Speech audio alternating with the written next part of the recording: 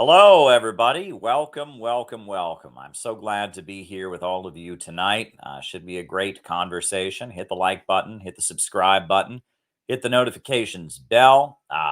Yeah, should be good. Yeah, let's go. Let's go. Of the American century.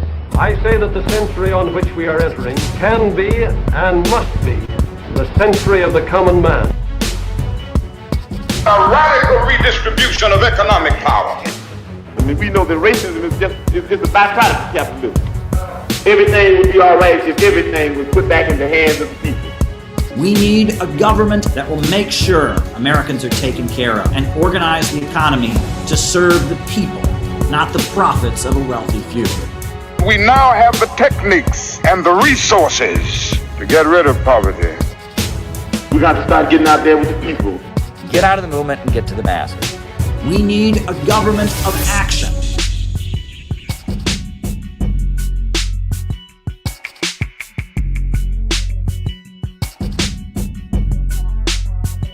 Welcome, everybody. So glad to be with you here tonight.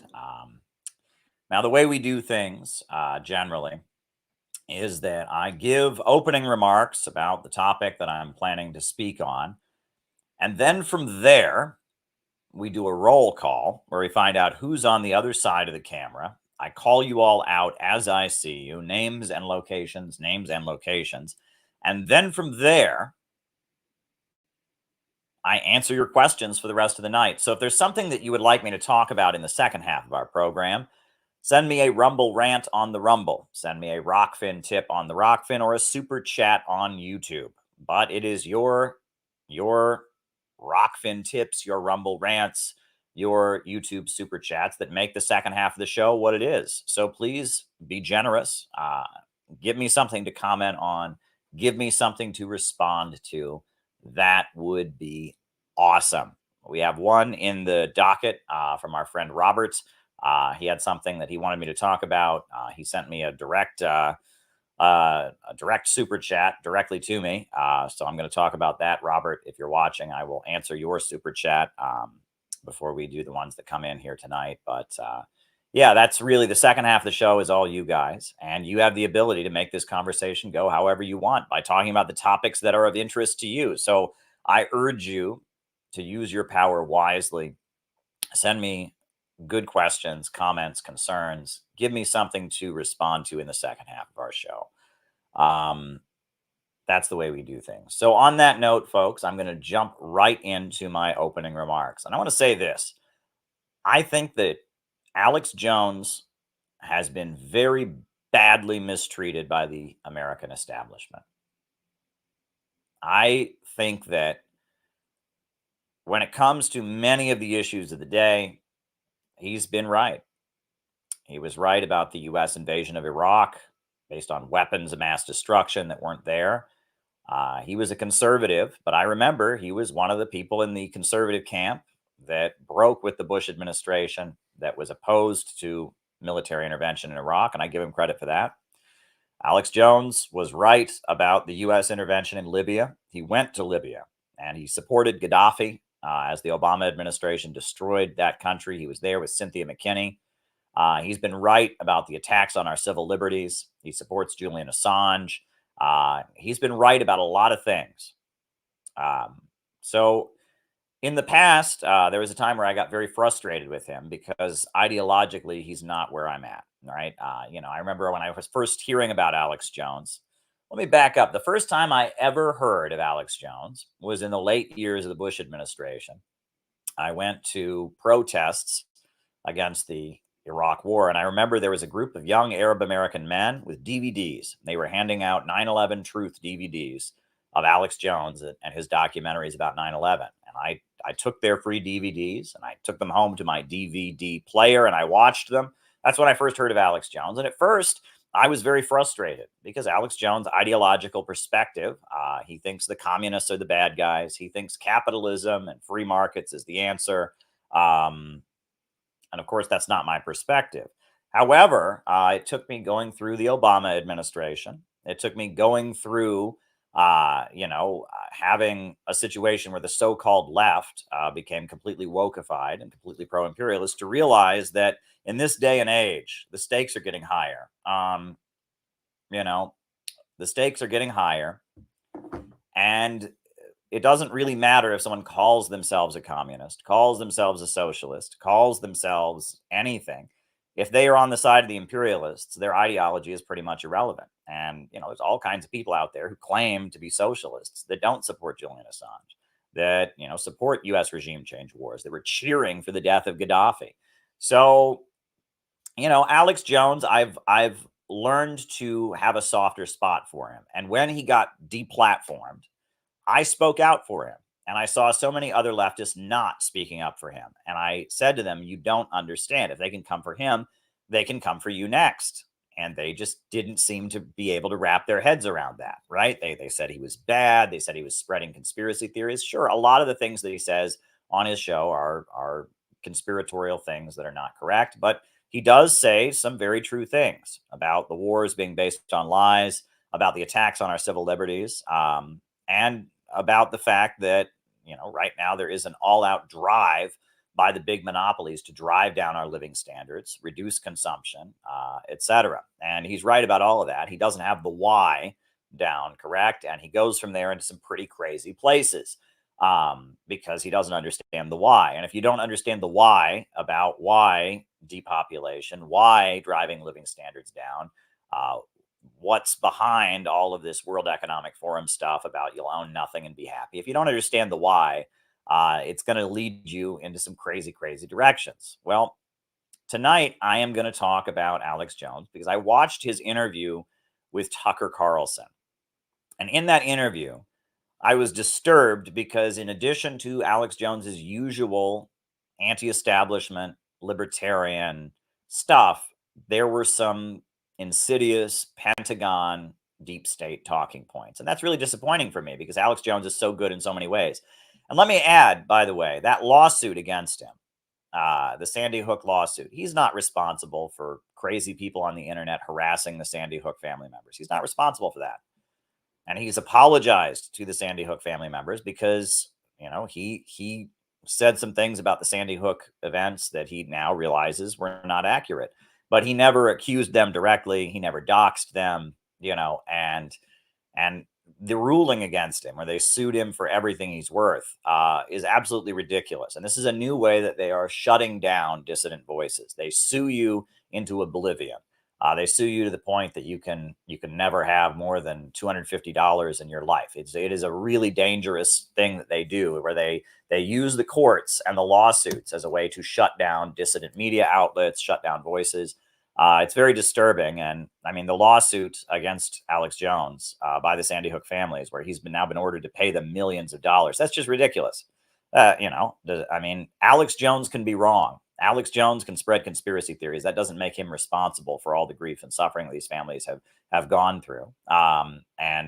He didn't invent conspiracy theories about the Sandy Hook shooting, and the way that they've used the courts to try and silence him. That is very, very crazy. But I did watch his interview with Tucker Carlson, his recent interview, and I was blown away by the number of things that he said that were true, that kind of line up with what we've been saying at CPI, but he doesn't know why they're happening. And I was also blown away by the number of dangerous Pentagon talking points in Alex Jones's rhetoric. So tonight, we're going to watch I've clipped some of Alex Jones's interview with Tucker Carlson. And we're going to point out, first of all, what he's absolutely right about. But we're going to explain why it's happening. And then from there, we're going to debunk some of the crazy things that he says. And it's really disappointing to see him say that. He slipped in some very dangerous Pentagon talking points. And this kind of fits in with what I talked about with Peter Coffin earlier today, about how I expect that the next trend among the imperialists is going to be some kind of anti-woke establishment trend, right? Vivek Ramaswamyism is going to become the new pseudo-radical current that everyone gets, right? They couldn't control Trump, but they can control Vivek Ramaswamy, but he can channel various anti-establishment sentiments. And so I'm going to put it on. So take a listen. We're just going to listen. We'll stop it every so often and I'll comment. This is Alex Jones being interviewed by Tucker Carlson. Are you the only person in media who actually reads these reports? I don't think a lot of people do read them, but I do read them. I mean, I'm currently reading MIT reports from their top councils, Pentagon reports. They have a working group called the Mad Scientist Group at the Pentagon that works with MIT. And if you go watch their hour-long, 2-hour-long, 3-hour-long meetings they have on YouTube with all the tops, I mean, we're talking hundreds of top scientists, they admit that they're building a post-human world, that soon everyone's going to be mind controlled, that they're going to put smart dust in our food that they can electromagnetically control. And they just lay it all out right there. And I've learned what these people said in the 50s they would do were done by the 70s. What they said their plan was in the 70s for the 90s, they got done. And then when they had their Agenda 21 in Rio de Janeiro in 1992, the big UN summit, they described everything they would do up until the year 2000, and they got almost all of that done. And now they've got Agenda 2030, and we're going to ban your gas stoves. We're going to ban beef. We're going to ban single-family dwellings. We're going to ban private ownership of cars. We're going to do all this, and now you see them rolling it all out. So I'm not really making predictions in these high-level World Economic Forum and other large think tank groups. They are laying out the future, and they're high priests of the World Economic Forum. That's a consortium of all these groups. Yuval Noah Harari. You go. Now, what is he talking about here? He's talking about all these different plans for what's called degrowth, which is reducing consumption, driving down living standards. And these plans are very, very real. And for a long time, there has been a divide among the elite of Western capitalism. And this divide is something that certainly wasn't discovered by Alex Jones. It was written about. I think Carroll Quigley, who was the academic mentor of Bill Clinton, first wrote about it. And he wrote about the Anglo-American establishment and the wing of the ultra-rich in the United States that are in bed with Britain, that are tied in with Rhodes, Cecil Rhodes' Round Table Group, and the kind of think tanks that hired academics that, involved the Fabian socialists. And you're on the list. And thank you, Christina. You're on the list. That involved various academics, social democrats, reformist socialists, people like Bertrand Russell, where they laid out various authoritarian visions for managing the world. And it was all rooted in the concept of Malthusianism. The idea that the instability in the world economy, the Great Depression of the 1930s, the revolutions that were breaking out around the world, that's all rooted in the fact that there's just too many people. This is called Malthusianism. It comes from Thomas Robert Malthus, who was a British economist who, in the aftermath of the French Revolution, said that the French Revolution was caused because the people in France, the poor people, just had too many babies.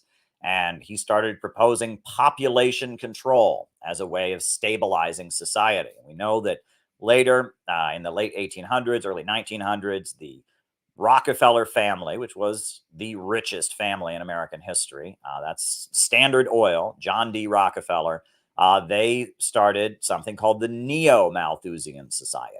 And they continued to make these arguments. They said the Great Depression was caused by overpopulation. And this concept of overpopulation, there's just too many people in the world. The poor people are breeding too much.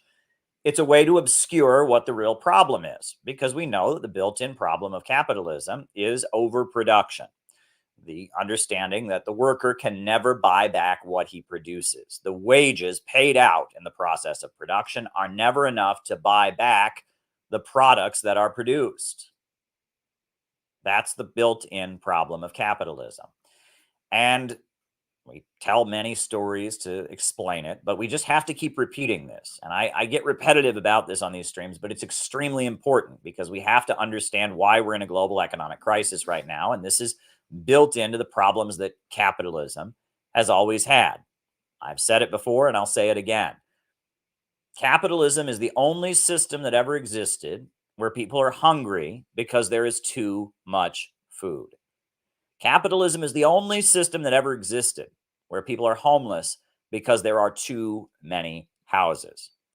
In all the systems of the past, there was certainly scarcity, there was certainly homelessness, there was certainly hunger, but that hunger has never been caused by abundance. That homelessness has never before been caused by abundance. Capitalism is a system where abundance leads to poverty. And that is unique to the capitalist system. And this is something that Karl Marx wrote about. This is something that Henry Saint-Simon and Robert Owen and a lot of the early socialists wrote about. Poverty created by abundance, poverty amid plenty.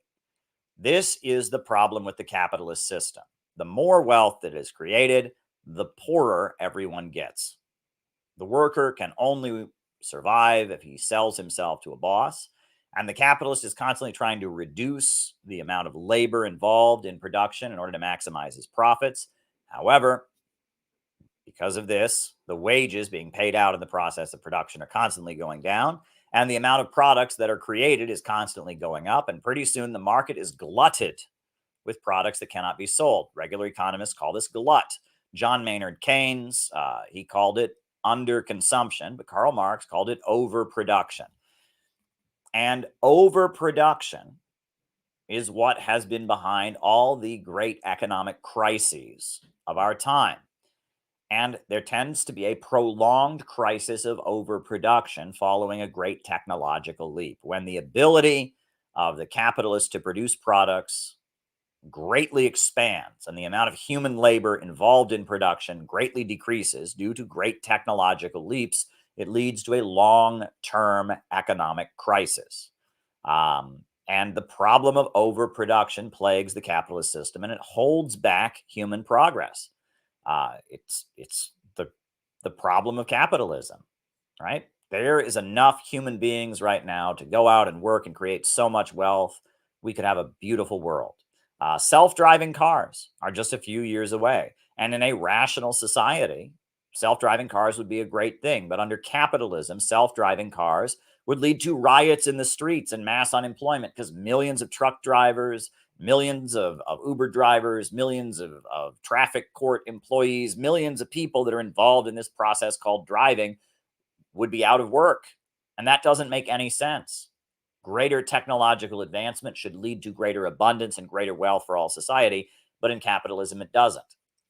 And so among the rich and powerful, there's been a question of how do we resolve this? And among the ultra-rich, among the Anglo-American establishment, among the forces that are described in Carl Oglesby's book, The Yankee and Cowboy War, among the followers of Robert Thomas Malthus, among the ultra-rich, the managerial ruling class, the people who run the Council on Foreign Relations and the World Economic Forum, the Round Table Group set up by Cecil Rhodes, the various institutions that kind of set the agenda for how to manage capitalism. Their solution about how to solve an economic crisis is austerity. Reduce consumption, drive down the population, reduce the amount of products that people consume, reduce consumption to stabilize the system. And they've been trying to do this for the longest time. And they've been dreaming up all kinds of sinister authoritarian nightmares in order to try and implement this and save capitalism with degrowth. This is the economics of fascism. This is Nazi Germany. This is fascist Italy. This is the sinister agenda for saving capitalism that comes from the ultra-rich. Meanwhile, you have the lower levels of capital, and the lower levels of capital, they just want to make money. They're not concerned about trying to manage capitalism. They have more of a libertarian approach. And voices like Alex Jones and voices like the Libertarian Party and voices like the John Birch Society and what we call the far right or the ultra right, the anti-establishment right in the United States, tend to represent the lower levels of capital, the corporations, the factory owners and the business owners who aren't part of that club with the ultra rich and would get degrown if these plans were implemented. And you read the whole history of capitalism in the United States. There has been a fight. The Yankee and Cowboy War is a great book by Carl Oglesby that describes this. Lyndon LaRouche, who was the Marxist economist, from the 1970s, he developed his own theories around this. And this is how you can understand these kinds of politics. I think Sam Marcy wrote about this a little bit in his book, Generals Over the White House, that there's a long-standing understanding that the ultra-rich that are managerial, that see things on a global level, that are trying to stabilize the system, have an agenda for heavy-handed control and reduction of consumption that is at odds with the bulk of their own class, the capitalist class. It is at odds with what most of the capitalists want, which is just to make money. And so the World Economic Forum, they very much want to save capitalism with degrowth. And the same kind of thing happened during the Great Depression. R. Palm Dutt wrote the great book, Fascism and Social Revolution, describing the exact same kind of thing during the 1930s. They had something called the World Economic Council that was saying roughly the exact same thing. When capitalism enters a crisis, their solution is, in order to save the system, everyone must be poorer. We must have less. There must be less people in the world, and those people have to live in more and more poverty. And Alex Jones is describing that. He's doing a very, very good job of describing it, and they've been implementing it very dramatically. They're degrowing the United States. Wages are dropping. Living conditions are decreasing. They've created a slave labor underclass. They used the pandemic to just shut down the whole economy as a way of stabilizing the economy, and they bailed out the banks at the same time. And so he's not wrong in any of what he's describing. And they are coming up with some sinister plans about, outlawing gas stoves and about outlawing the consumption of beef and doing all kinds of things to try and stabilize the capitalist system through degrowth. And so, I don't disagree with him about any of that. He could explain it in a way that was less conspiratorial, but he has to be conspiratorial because he's not a Marxist. He doesn't understand the problems of the capitalist economy. He sees everything in terms of the good guys and the bad guys, the great free market, and everyone who doesn't like it is a communist. He doesn't understand this. You're on the list. You're on the list, Kinky. He doesn't understand this. So keep that in mind as we continue. He's describing the agenda of the ultra-rich for degrowth. Quotes, the future's not human. The human era is over. The public is useless. I mean, this is a very anti-human system. So that's how I'm able to make predictions, because they've given us a roadmap. They tell us where they want to take us. Yeah, contempt for humanity is a big theme among the ultra-rich. The idea that human beings are just another animal, that we are inherently stupid, that we are inherently greedy, that we are the mob that is the threat to the free-thinking intellectual. If you look at all the writing that has been promoted by the CIA and their Congress for Cultural Freedom, Partisan Review magazine, you read Susan Sontag's essay, Fascinating Fascism, where she, basically talks about how people coming together in groups and trying to achieve things for the collective good is some form of fascism. You read Eichmann in Jerusalem by Hannah Arendt, where she basically says that Adolf Eichmann was just an ordinary man and that deep down ordinary people are Nazis, right? This is very much what the ultra-rich believe. Humanity is an ugly cancer on Mother Earth. The human species is somehow disgusting and evil. And we, by doing what we can do, we somehow are throwing nature out of balance. All the things that we as Marxists love about humanity, they hate, right? We love the fact that beavers have been making their beaver dams the same way for thousands of years. And ants have been making their ant farms the same way for thousands of years. But in just 5, 6, 7, 8,000 years, human beings have gone from hunter-gatherers in the woods to space travel and iPhones. There's something amazingly creative about humanity. We have the ability to build and construct. Frederick Engels, he wrote a very important essay called The Role of Labor, or the role played by labor in the transition from ape to man. And he talked about how mankind masters his environment and forces the environment to serve him. All the other species simply interact with their environment, but mankind is constantly reinventing his relationship with Mother Nature and doing so in a much more efficient way, and getting to a higher life expectancy and a higher population and a much more comfortable life, and that human beings are unique in our creative power. We have this godlike ability to reinvent the world around us, to change the world around us, to move toward a higher plane of technological advancement, and no other species has that. And that's a beautiful thing about humanity. However, the ultra rich think that's a bad thing about humanity. They view humanity as out of control. They view humanity as you watch the Matrix, right? Listen to the way the Matrix, the machines in the Matrix, how they describe human beings, right? As a virus, right? That's how the ultra rich see all of us. And they're angry about the fact that we're breeding. They're angry about the fact that we're demanding that our kids have a life that's better than our own life. They want to save their system where they sit at the top with a dramatic reduction in consumption. That is how they want to save their system. They think growth is bad. They don't think the problem is capitalism. They think the problem is growth itself and humanity itself. And that is fascism. And that's a recipe for genocide. That's basically a recipe for horrendous events like World War II. That's a recipe for concentration camps. That's a recipe for eugenics and breeding people. And that is what we must oppose. The oligarchical view of mankind, the view that human beings are the problem, the anti-human view. So Alex Jones is absolutely right about this. He doesn't know why. He doesn't understand the nature of capitalism. He doesn't understand the economics that Frederick Engels and Karl Marx and Lenin and others understood, but he understands what's going on. He just doesn't understand the why. But let's continue with Alex Jones. So when the public wakes up, we push back on some of it, but they always come back.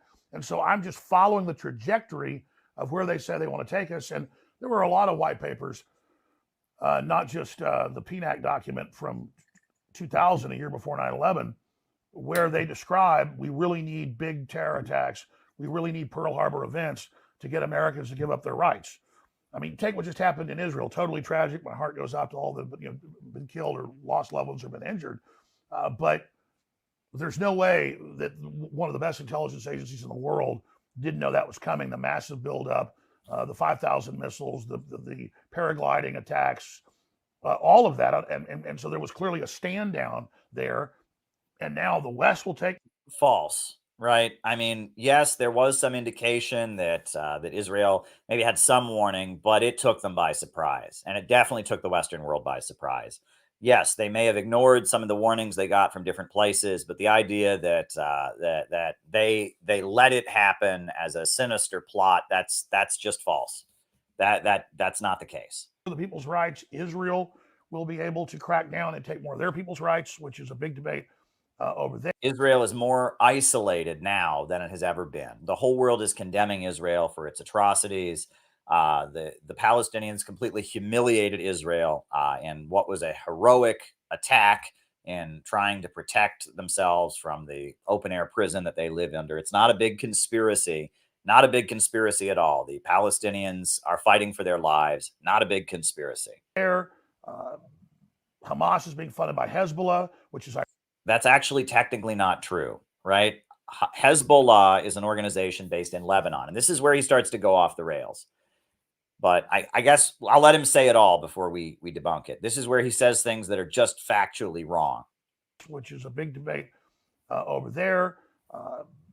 Hamas is being funded by Hezbollah, which is Iran. We just had Biden a month ago give $6 billion to Iran. Wrong. Okay, that is all just wrong right there, what he just said. First of all, Hamas gets all kinds of support all throughout the Arab world because people all throughout the Muslim world support the Palestinians against Israel. The headquarters of Hamas are in Doha, I believe, which is in Qatar. Hamas are Sunni Muslims. They used to be the Palestinian wing of the Muslim Brotherhood.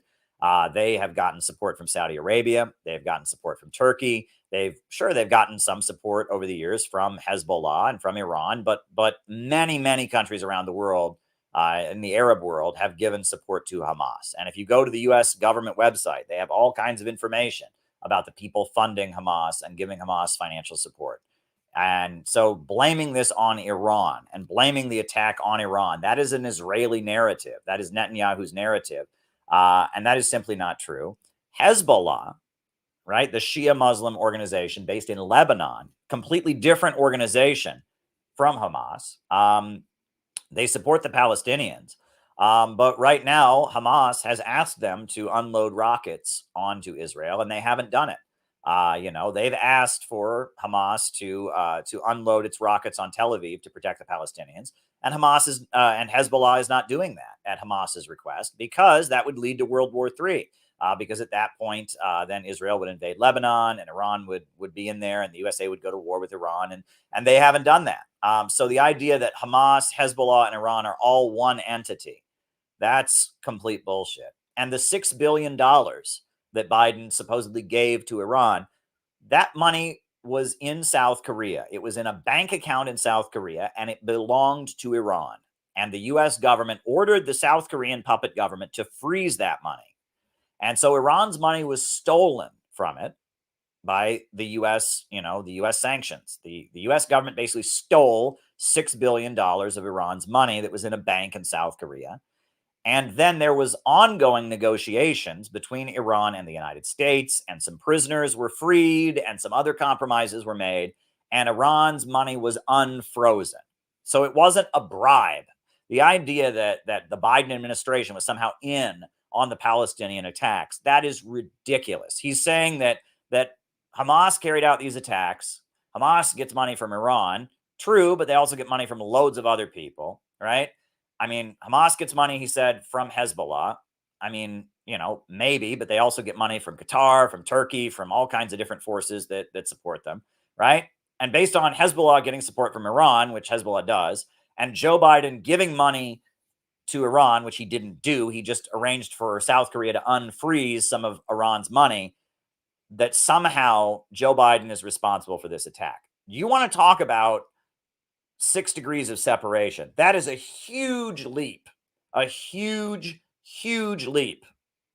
I mean, that is utterly ridiculous. There have been more sanctions put on Iran. Joe Biden has put crazy sanctions on the Islamic Republic of Iran. He has not reopened the Iran nuclear deal. Iran, I mean, the idea that Joe Biden funded Iran in order for Iran to give money to Hezbollah to give it to Hamas, and then Hamas to carry out this attack, all as part of a big sinister plot, that's ridiculous. That's just ridiculous. I mean, that is just completely and utterly wrong. That's just not how these things work. There are a number of different forces involved, but when it comes to the global situation, Iran is aligned with Russia, and is aligned with China, and is aligned with Venezuela, and is aligned with North Korea, and it's aligned with the anti-imperialist countries. And that means they support Hezbollah in Lebanon, and that means that they offer support to Palestinians. But they are on the opposite side of the United States, globally speaking. Let's not forget that Alex Saab, a diplomat from Venezuela, who was on his way to Iran, was illegally grabbed by the Biden administration and is currently sitting in the United States waiting to go to trial for supposedly committing bank fraud. They basically kidnapped a Venezuelan diplomat who was trying to do business with Iran. There are all kinds of Iranians who have been arrested in the United States. There's all kinds of crazy sanctions that have been imposed on Iran. I mean, this is really a huge leap. He's saying that Iran, which is an anti-imperialist country, because it made a deal with the United States to get its own money back from South Korea, is somehow involved in a plot to make the October 7th attacks happen. This is outrageous. And this is dangerous thinking. And if you don't have an understanding of imperialism and anti-imperialism and the forces around the world that have broken free from imperialism and how they are resisting the imperialists, you're gonna come up with these kind of crazy ideas, right? So that right off there, when he's trying to say that October 7th was all just a big false flag and Joe Biden made it happen because he made a business deal with Iran, it's like, that's just wrong. That's just wrong. And he continues saying crazy things. And now the mullahs are bragging that they were behind the attack, Hezbollah funding Hamas. No, they're not. The Iranian leadership is saying the exact opposite. They said they were completely surprised by what Hamas did. They had no idea it happened. Look for yourself. The Iranian government has said the exact opposite, that they had no idea that the October 7th attack from Hamas had nothing to do with them. Netanyahu and his forces in Israel are trying to say that October 7th was all the fault of Iran. But Iran is saying the opposite. Iran had nothing to do with it other than the fact that they give continued support in terms of military training and military teaching and such. They did not plan the attacks on October 7th. They are not the only, and they're not the main financial backers of Hamas.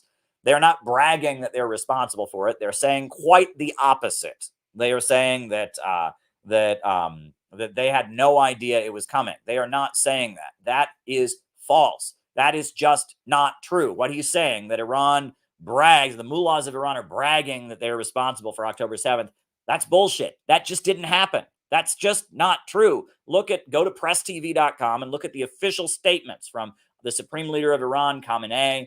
Look at the statements from the Iranian president. I am someone who has interviewed the Iranian president. I have sat in the same room as him. I know what the Iranian position is.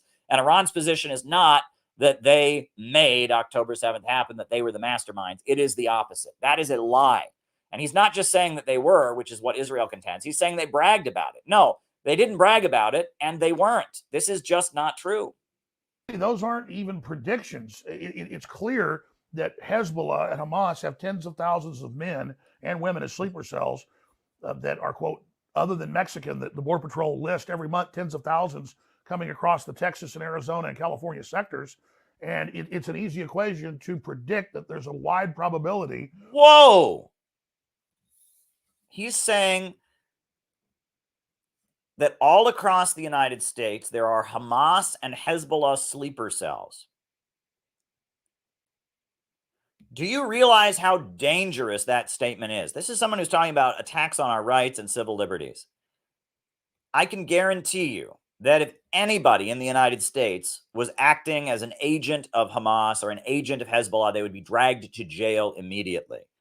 Read about the Holy Land Foundation, the Holy Land Five.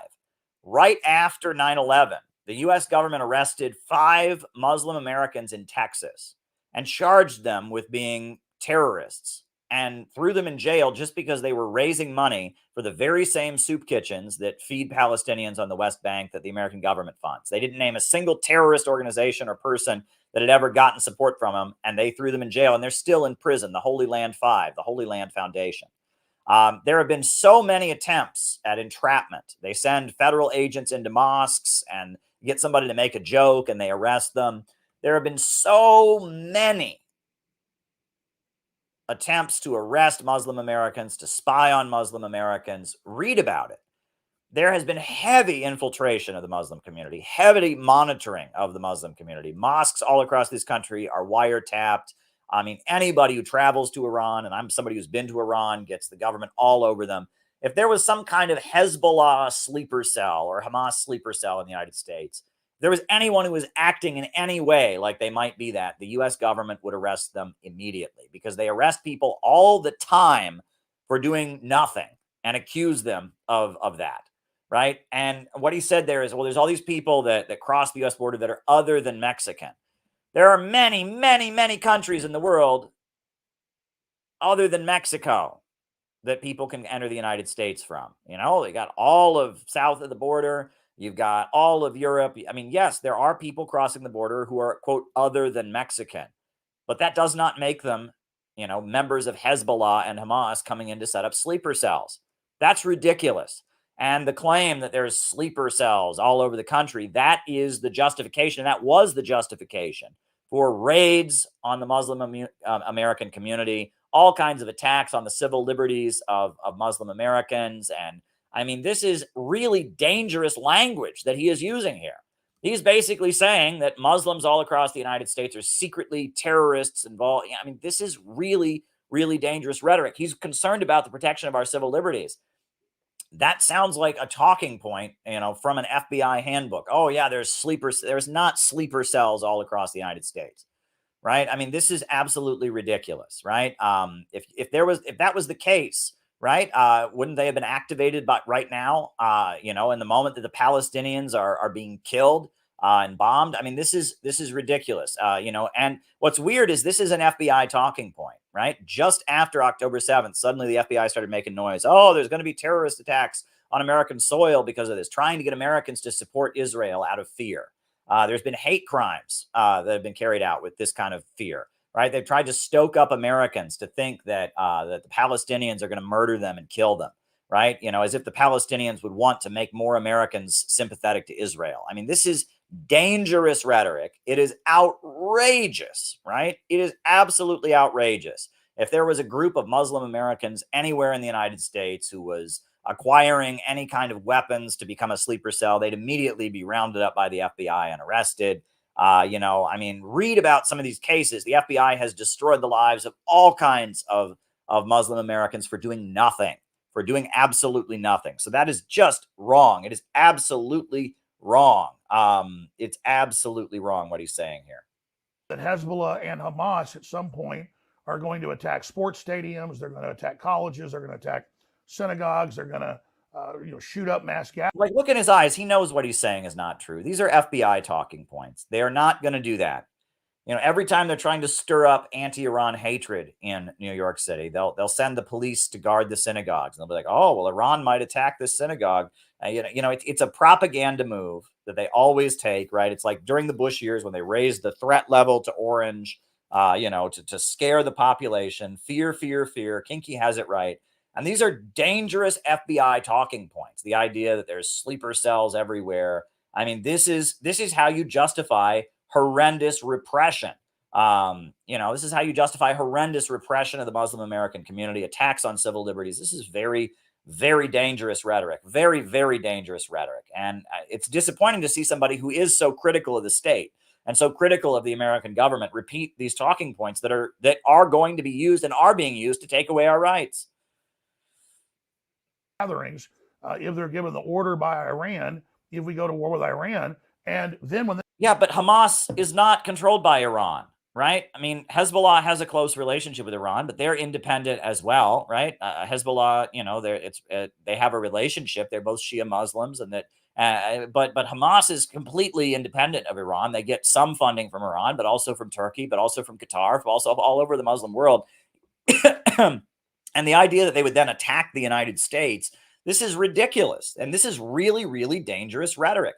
Really, really dangerous rhetoric. And he's conflating all kinds of things. This is like when they told us that Osama bin Laden was responsible for the 9/11 attacks. And so therefore we should invade Iraq because, Iraq had something to do with it. Therefore, Iraq is a completely different country than Saudi Arabia. Osama bin Laden was a wealthy Saudi Islamic fundamentalist Wahhabi. Saddam Hussein was a secular Ba'athist Arab socialist. The two had nothing to do with each other. Two different countries, two different political groups, two different sides of many wars. But it's the same kind of, Zionist rhetoric that they use, where all the Muslims, all of them are all together, right? All the towel heads, all the camel jockeys are all in this big, vast conspiracy against the white man. That's what he's saying. And it's not true. And it's dangerous. That's Israeli rhetoric, that all the Muslims are in it together. All the Arabs, all the Arabs are working together to fight against us. Oh, sure, they say they're different. They say it's Hamas and Hezbollah and Iran and Saudi Arabia, but they're all in it together. They're all in a big conspiracy against us. It's ignorance and it's racism. That's what it is. It is ignorance and it's racism. And it's very dangerous, and it plays on people's ignorance. People don't know the difference. People don't know the difference between these groups. They don't know that Iran are Persians. They're not Arabs. They don't know that Hezbollah are Shia Muslims and that Hamas are Sunni Muslims. They don't know that Turkey funds Hamas, that Qatar funds Hamas, that all kinds of different groups that support the Palestinians fund Hamas other than Iran. They don't know there's a whole separate organization in Palestine called Islamic Jihad in Palestine that is more sympathetic to Iran. I mean, they don't know any of this. And it plays on people's ignorance and their fear, right? That there's sleeper cells that are going to come get you. He's saying he's against the state. He's saying he's against their false flag operations. And he's shilling for their state, and he's shilling for the repression. He's using the language that would justify the repression that would be carried out in the aftermath of another false flag attack. Our government won't get in trouble for dissolving the border. I want people to understand something, that the mullahs in Iran and the Ayatollah are congratulating Hamas. Yeah, because they're congratulating the resistance of people around the world. They also congratulate the Venezuelans. They also congratulate Russia for protecting itself. They congratulate, the people of Korea. They congratulate Cuba. Like, Iran is an anti-imperialist country. The Palestinians are fighting against Zionism and against Israel, which is an outpost of Western imperialism. Nothing shocking about that. The fact that Iran, that has a long record of standing with the Palestinians, would congratulate them. The whole Muslim world is congratulating the Palestinians and standing with them and calling for a ceasefire as Israel commits its horrendous crimes. So That's not like some big revelation, and it has nothing to do with linking Iran to the October 7th events. That just killed around 1,000 or more innocent Israelis, many of them women, children, disabled people. And that's been debunked, right? I mean, that many who were killed were not civilians. Many who were killed were police officers. There were military people. It looks like a lot of them were actually killed by the Israeli military. That's been debunked. A lot of what we were told about October 7th has been debunked, right? Those images of charred babies, turned out to be made by artificial intelligence. A lot of the October 7th narrative has been debunked. He should be all over that. He's all about false flags and lying media, but here he is repeating it even after it's been debunked. It's just evil sneak attack. They are on there. Hezbollah and Hamas, mainly Hamas, but it's Hezbollah funding it out of Iran, are wrong, right? And he just keeps repeating that because that's a Netanyahu talking point, and it's not accurate, right? He keeps saying that Hezbollah and Iran are the main funders of Hamas. That's not actually true. Posting videos of them cutting people's heads off and killing children. No, they're not. Those videos were fake, and they were posted by the Israelis. No, they are not posting videos of cutting people's heads off. No, they are not posting videos of charred babies. That's a lie, right? The beheading babies thing, all of that is a lie. And he's saying this. How is he saying this? He's supposed to be Mr. Debunk, Mr. False Flag, and he's on here repeating Israeli propaganda. Massacring innocent people. They're allowed to have their Hezbollah accounts and their Hamas accounts. Go and look at those accounts. They're not sharing videos of themselves beheading people and lighting babies on fire. Israel was sharing those videos. Like, look at all of those. Look at their actual social media. They don't say that. He's just lying to you. And he's assuming that you're not going to check it. He's repeating Israeli propaganda. The Ayatollah is able to congratulate what these people have done. And I am still banned. And I'm not mad at Elon Musk. I understand. And of course, they've done the studies. They looked at the statistics. It's not just here. It's in Europe and it's in the UK, like in London. The liberal areas are like 99% white. Oh, I noticed. Okay. He's right about that too, right? And I've said that here about New York City. New York City is a really segregated place. It's so liberal, but it's very, very segregated. You go to any other part of this country, you're going to have white people eating at McDonald's. You're going to have black people eating at McDonald's. You're going to have white people working at McDonald's. You're going to have black people working at McDonald's. But in New York City, it is very, very segregated. Black people are working class and white people are middle class. I have never seen the level of segregation that I see in New York City and in liberal places. Liberal places are far more segregated, where black people are assigned to do service jobs and white people do the upper middle class NGO wealthy, jobs. I've never seen that at such an extreme level as I see it here in New York City, as I see it in San Francisco. Liberal centers are very racist. The gentrified neighborhoods where they've driven the black and brown people who've lived there for generations out and replaced it with super expensive housing. And yeah, it's weird. It's very, very weird because the gentrification is often done with this weird liberal politics, right? At the same time that they're driving the low-income people of color out of Flatbush, they're putting up a Black Lives Matter mural, right? I mean, we now know that the cities in North Carolina were funding an NGO. I think it was called Southern Vision, Southern Rising, of Workers' World Party members to have trans rights and Black Lives Matter protests to help increase the property values so they could gentrify the cities. It was Philip Morris Tobacco Company was funding this kind of liberal activism because it would make the property values go up in these southern cities. And it's a weird thing. Black and brown people get driven out of communities while liberal hipsters who claim to be all social justice oriented, they come in, and he's right about that, right? There's a real hypocrisy, a real hypocrisy there among white liberals, that at the same time that they are increasing the police state, at the same time that they are increasing the repression against black and brown people, at the same time that they are opposed to any notion of class struggle because that's class reductionist. You can't talk about healthcare for everybody. They're claiming to also be super anti-racist when, a big aspect of racism, economic issues hit the black and brown community worse because of the history of economic, lack of opportunity. And, the liberal areas that gentrify and have this liberal message are worse for black and brown people. He's absolutely right in what he's pointing out here. But wait until he gets going on this one. A lot of rich people in London that aren't white, but they're not even in that area. They are the most insular group And then they point at white. And he's right about that. I mean, he's not wrong about this, that, you know, the so liberal ultra rich tend to be the ones that are the most segregated, whereas the working class communities of this country, right? You go to Appalachia, you will find a lot of black people in Appalachia. You go to Southern Ohio, right? You will find a lot of interracial families. The working class is more integrated than ever before, and it is the ultra rich who are segregated. That is very true. He's right about that. But let's continue. Christian culture and society that actually outlawed slavery in most of the world, was the vanguard of stopping it. And then they don't point at China, which is the most homogeneous racist group in the world.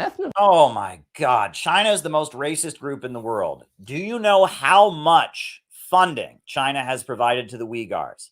Right? You know, because there was tension there, China has poured money and funding. They have built thousands of mosques in the Uyghur territories. The Chinese government has built thousands of Tibetan monasteries. Do you know how many Tibetan people have been lifted out of poverty by the railways and the highways that have been built through Tibet? I mean, did you know that that one of the main songs of the Cultural Revolution honoring Chairman Mao, Golden Mountain in Beijing, is actually a Tibetan melody? I mean, do you know that one of the reason that it's called the People's Republic of China, is partially because of the fact that they wanted to make clear there are national minorities there. The Chinese Constitution has special protections for national minorities. This is a lie, right? This is just a lie, right? I mean, the Chinese government has really worked hard to prop up and promote national minorities. You know, the national question, Lenin's writings on the national question are very key. Were there mistakes made in regards to Muslims, in regards to Tibetan Buddhists, in regards to Christians, and yes, there were big mistakes were made toward religion in China, no question about it. But it was made toward the religious groups among Han Chinese as well. You know, the Cultural Revolution happened all over China, and they burned Buddhist temples, and this idea that China is a Han supremacist nation. This is a Pentagon talking point because they want to break China apart. They want to fracture it. They want to break it apart. They want Tibet to break away. They want the Uyghur regions to break away. They want Hong Kong to break away. They want Taiwan to break away. They want China to be fractured and divided. And so they make up this idea that China is some kind of a racial supremacist state when it is the opposite. The Chinese government has done so much to build up and strengthen and embolden and empower the national minorities. That is a lie. That is absolutely a lie. And let me add, China has been one of the biggest supporters of the Black freedom struggle in America, right? You know, China, when Robert F. Williams was put on trial and threatened to go to prison for defending himself from the Ku Klux Klan, China welcomed him as a hero. What book did the Black Panthers study and wave at their classes? They waved the Little Red Book. Right. This is, Martin Luther King Jr. There was a statement written in support of him by Mao Zedong. In addition to that, there was also a statement written by Mao Zedong when he died. I mean, China is not an ethnic supremacist state. Right. I mean, whatever problems they've had with Tibetans, with Uyghurs and others, they have dealt with it. But they've dealt with it mainly through providing economic opportunity. The birth rate right now in China among Uyghurs, which are a national minority, is actually higher than the population overall. The Uyghurs are having more babies. They're having babies at a higher rate than Han Chinese are. This is just a lie. It's just a lie, what he's saying. It's Han Chinese, period. Well, they teach it. No, that's not true. It is not. I just laid out to you how that is just not the case. It is not an ethnic state for Han Chinese. That's just not true. Some things are true and some things are not. And the huge amount of economic opportunity they've provided the Uyghurs and the Tibetans, and this is just a lie. That we are going to have Chinese superiority. We are the Chinese supremacist. Xi Jinping. No, they don't. China always says that they have no desire to export their system. Their system is China specific. They call it socialism with Chinese characteristics. They say they have no business in China's politics. They have no desire to interfere in the politics of any other country. Starting in the 1970s, they moved away from the policy of trying to spread communist revolution all over the world. They don't want to dominate the world. They want a multipolar world where different countries can lead. Listen to the speeches that Xi Jinping just gave in San Francisco and elsewhere. They do not call for Chinese supremacy. They just don't do that. That's not true. He's saying things that are just not true. Go and read China's actual statements. They're online. Go and listen to Xi Jinping's speeches. They don't call for Chinese supremacy. That's not true. That's false. Hitler, he is literally following No, a he doesn't race-based admire operation. Hitler, right? And this is another thing. If you Google that, this is a claim. Genius racist group in the world. It's an ethno-state. It's Han Chinese, period. False. Well, they teach, as you know, on their news, that we are going to have Chinese superiority. False. We are the Chinese supremacist. False. Xi Jinping admires Hitler. No, he doesn't. No, this is, if you Google that, Google Xi Jinping admires Hitler, and what you'll find is a bunch of articles that don't say that. You'll find that some Chinese legal scholars cite Carl Schmitt, the legal theorist, as the basis for some of the Chinese laws that are written. That's all there is to that. Not Hitler. Hitler was the head of the Nazi party. He exterminated millions of people, and we know about the Holocaust. Xi Jinping would never admire Hitler. There has been some insights into the writings of the legal theorist Carl Schmitt. There has been some Chinese writers and others that have studied Carl Schmitt, the Nazi jurist, but he was a jurist. He was a legal theorist before the Nazis came to power. He was a legal theorist afterwards. That's a lie. That's just a lie. There is no admiration for Adolf Hitler. In fact, the Chinese celebrate that they were part of the global anti-fascist alliance that defeated Japan, that defeated the Nazis, that defeated Italian fascism. That's a lie. That is just a lie, right? Carl Schmitt is a legal theorist who's studied by American conservatives, by neocons and others. And yes, the Chinese have drawn from Carl Schmitt. They've never drawn from Hitler. Hitler's ideas of fascism are completely contrary. Read what Mao said about fascism. Read what Xi Jinping said on the anniversary of World War II. He does not admire Hitler. That's a lie. He's just lying. He's just lying right there, right? That is a huge leap, what he just said. He went, I mean, it's disgusting to see him lie this blatantly, and he should know better. And these are lies, just like the lies he said about Iran and Hezbollah could be used to build the case for war against Iran and backing of Israel against the Palestinians. These lies could be used to set the stage for World War III against China. These are very, very, very dangerous lies. These are very, very dangerous lies that he is spreading. And they've got to be opposed. And the fact that he's spreading them to dissidents, to people that identify with his anti-war message, that identify with his anti-imperialist message, that is really, really, really dangerous. It's extremely dangerous for him to be saying that. China does not admire Hitler. It is not an ethno-state for Han Chinese. They are not racial supremacists. These are lies. These are just lies. He is literally following a race-based operation. No, false. China is one of the biggest supporters of anti-racism in the world. They supported the Black Panthers, for Christ's sakes, while the U.S. government was throwing them in prison. The world over, that owns the majority of Hollywood, that's paid off the Democratic Party. No, the Democratic Party is funding anti-China. Who was it who went to Taiwan? Nancy Pelosi went to Taiwan, and Joe Biden, the president, didn't even stop her. How is the Democratic Party in bed with China? That's ridiculous. The Democratic Party has been putting sanctions on China. Oh my gosh, this is ridiculous. And if you look at all these anti-white shows that you see funded in Hollywood, almost all of it has majority literal communist Chinese government backing. Oh my God, what anti-white shows? Anti-white show. I don't know any anti-white show in the United States. That's just ridiculous. That's ridiculous. So it's real simple. China looks in and sees this diverse culture, and they say, we're going to use that to split the country up and balkanize it. And that's what they've done. And so communist China. That's what the Ford Foundation is doing. The Ford Foundation is paying for identity politics. The Rockefeller think tanks are paying for identity politics. The U.S. government and, Black Lives Matter Incorporated, and it's all here in the United States, the Tides Foundation, they're the ones paying for this stuff, not China, right? China's foundation is Marxism-Leninism, Mao Zedong thought, Deng Xiaoping theory, Xi Jinping thought, right? China is talking about building a socialist society. Marxism and communism is multiracial. Look at the 1970s new communist movement.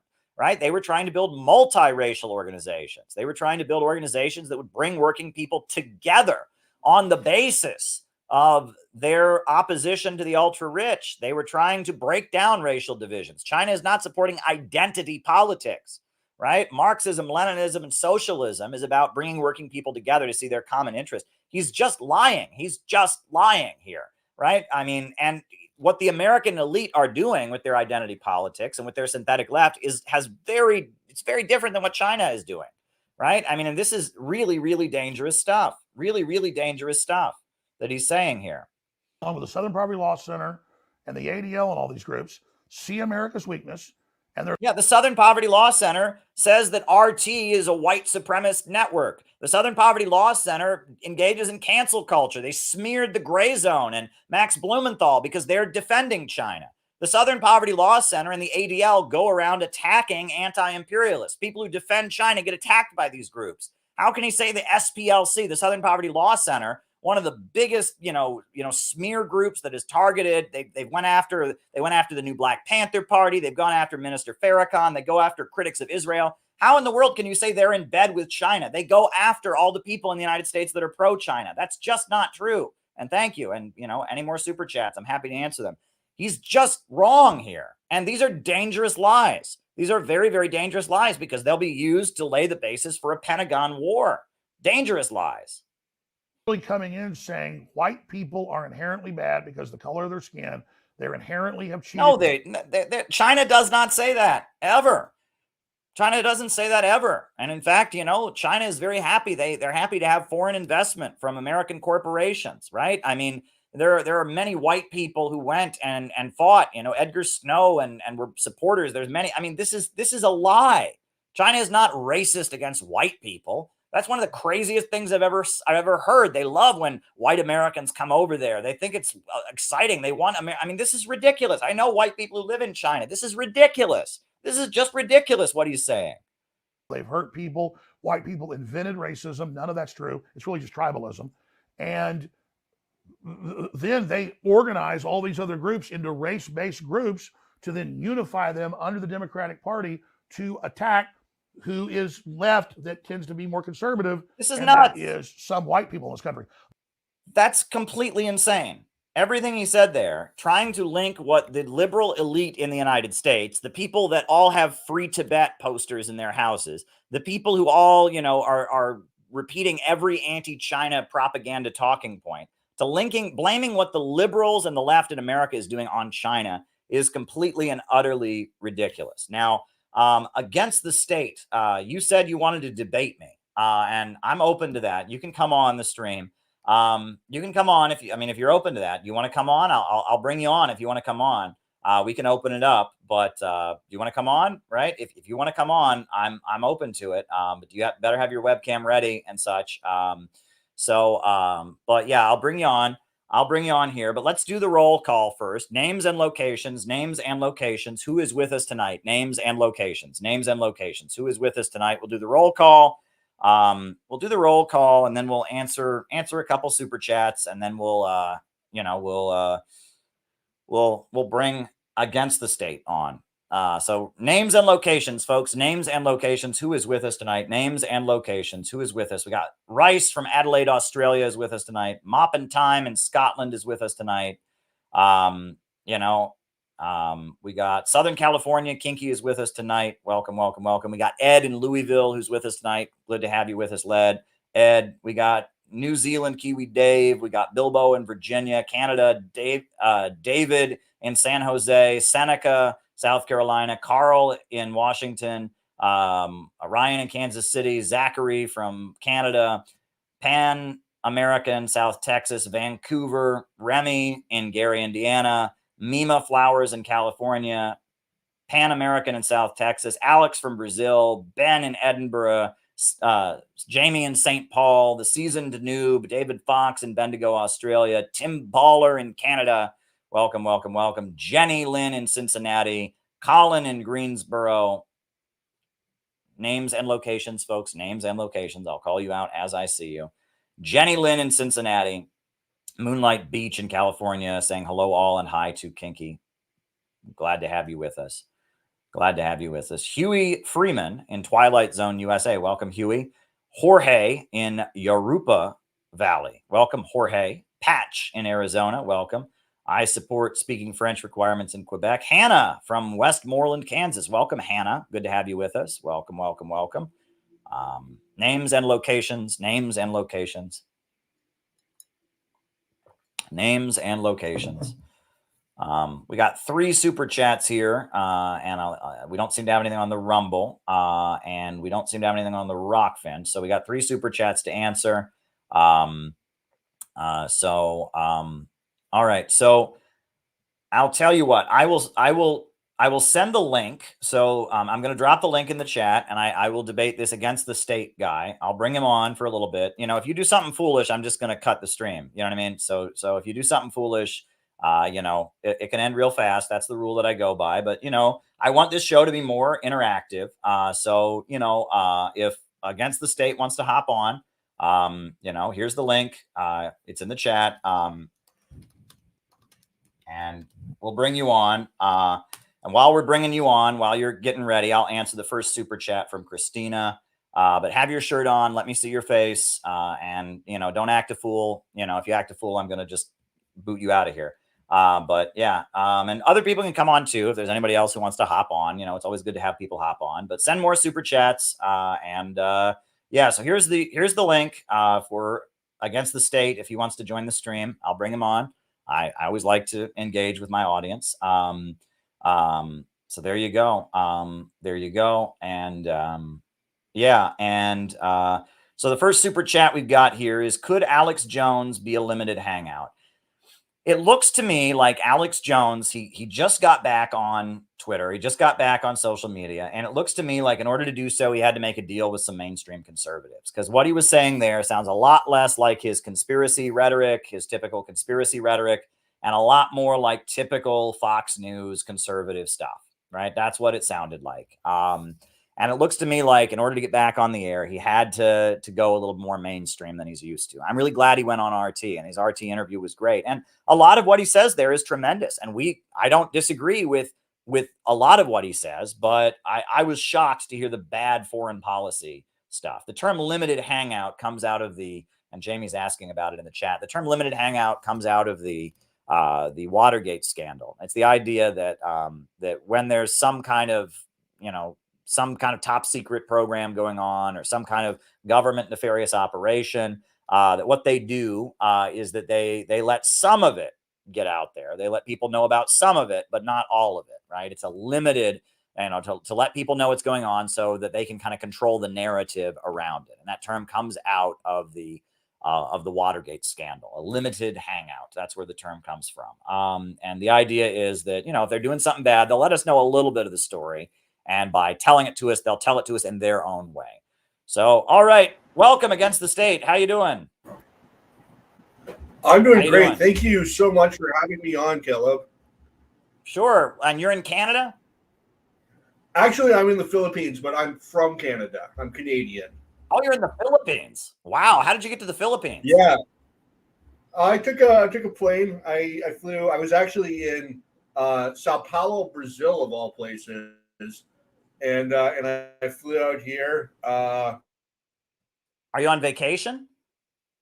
This was well, actually, my son was born here, so he's technically Filipino, and my fiance lives here. So basically, my family's here.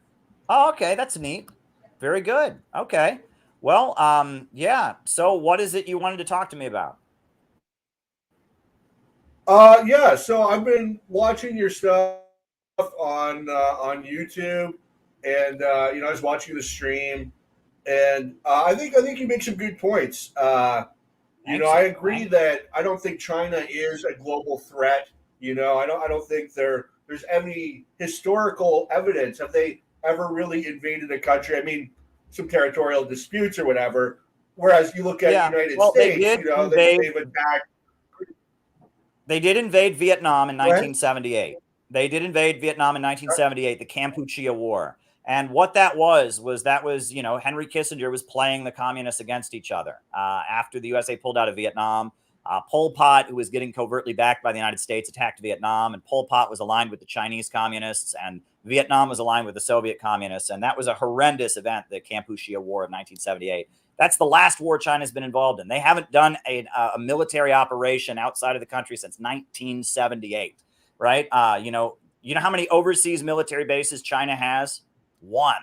They have one, and it's in the African country of Djibouti, whereas Russia has about 8, and the United States has at least 900 overseas military bases. Some people say possibly 1,000. So the idea that they're a global threat that we're hearing from the neocons and stuff is just outrageous. But continue. Just wanted to get that in there. Go ahead.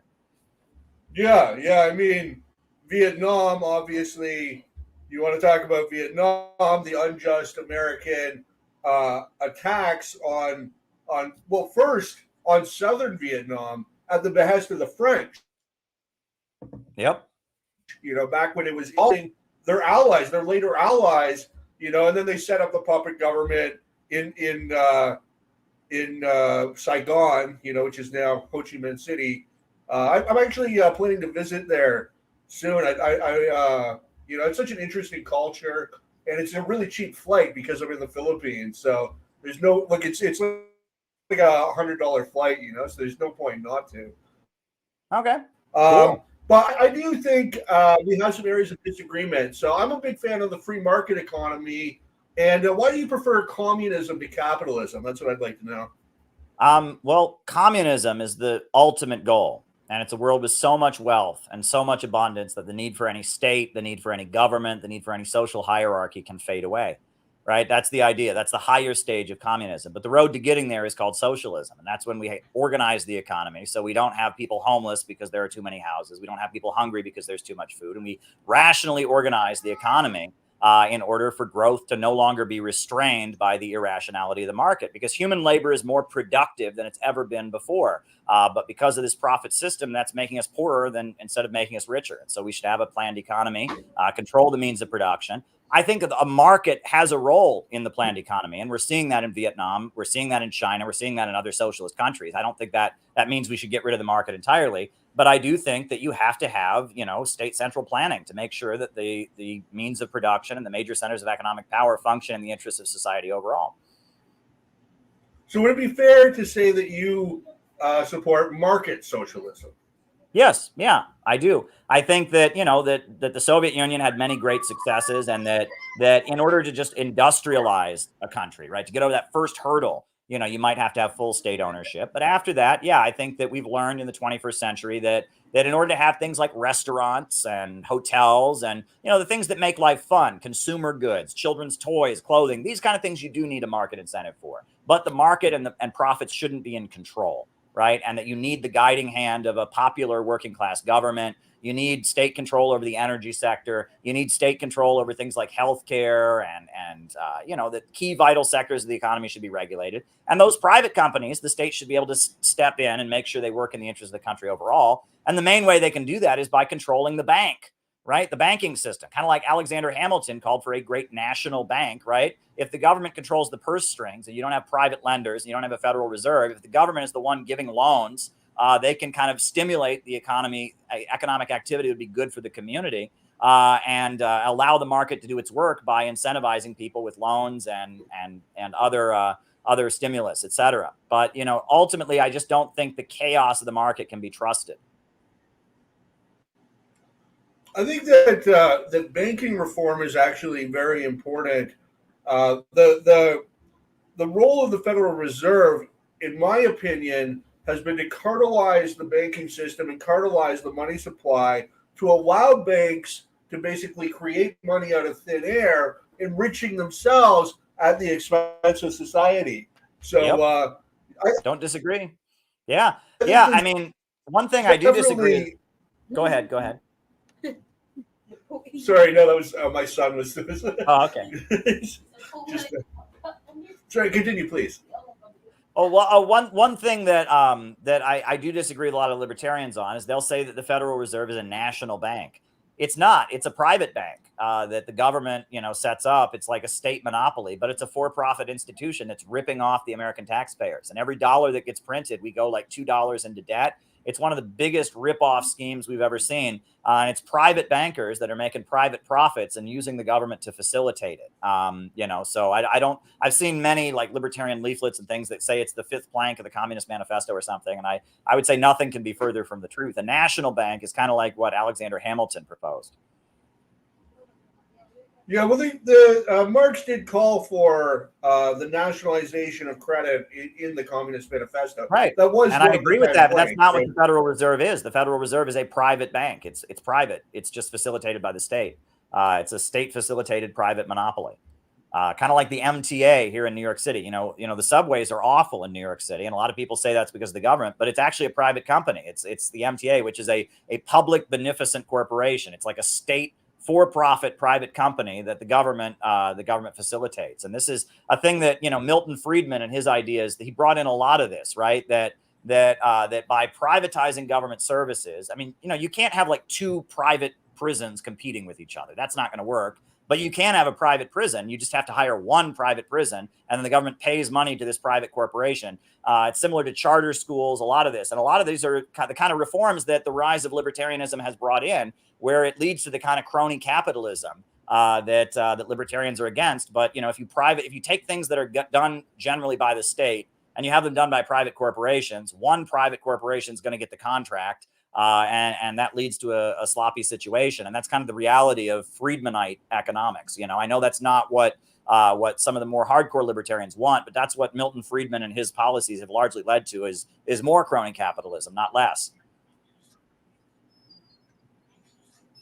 Yeah, there's definitely a huge problem in the modern economic system, which it's tough to even describe what it is. Is it capitalism? Is it interventionism?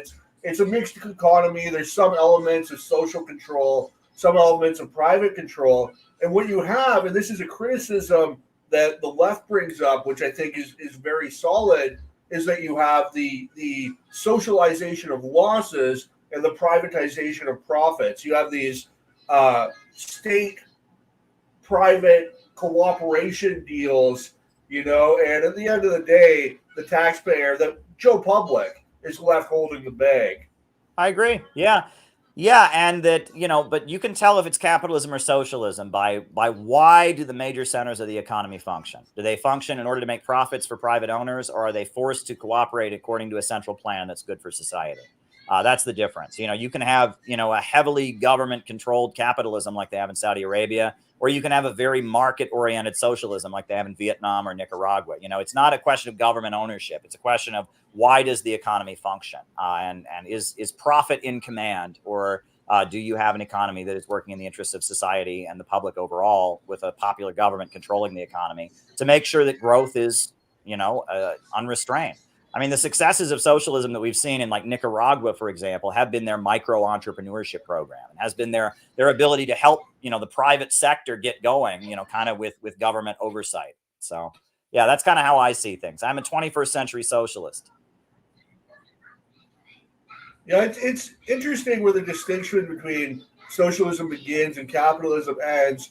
For example, and you probably know a lot more about this than I do, in Yugoslavia, they had their own sort of system, and it was increasingly market oriented, although still, I would say, communist. And Ludwig von Mises remarked, or was asked, like, at what point does that become a capitalist economy? He said, when they have a stock market. Well, I mean, most of the socialist countries in the world today do have stock markets. Vietnam has a stock market. China has a stock market. But the difference is that when China's stock market crashed in 2015, it dropped 60 points in a day and nothing happened. The society was largely insulated from it. And a week later, the government called up all the firms and it outlawed short selling. And then on top of that, it basically froze the selling of shares by state-owned industries. And within a week, because the Communist Party said so, the stock market was right back up where it used to be. So they have a stock market in China, but that stock market is not subject to the turbulence, the regular market turbulence that you have with the stock market. And on top of that, most of society is insulated from it. The overwhelming majority of entities in Chinese society have nothing to do with the stock market.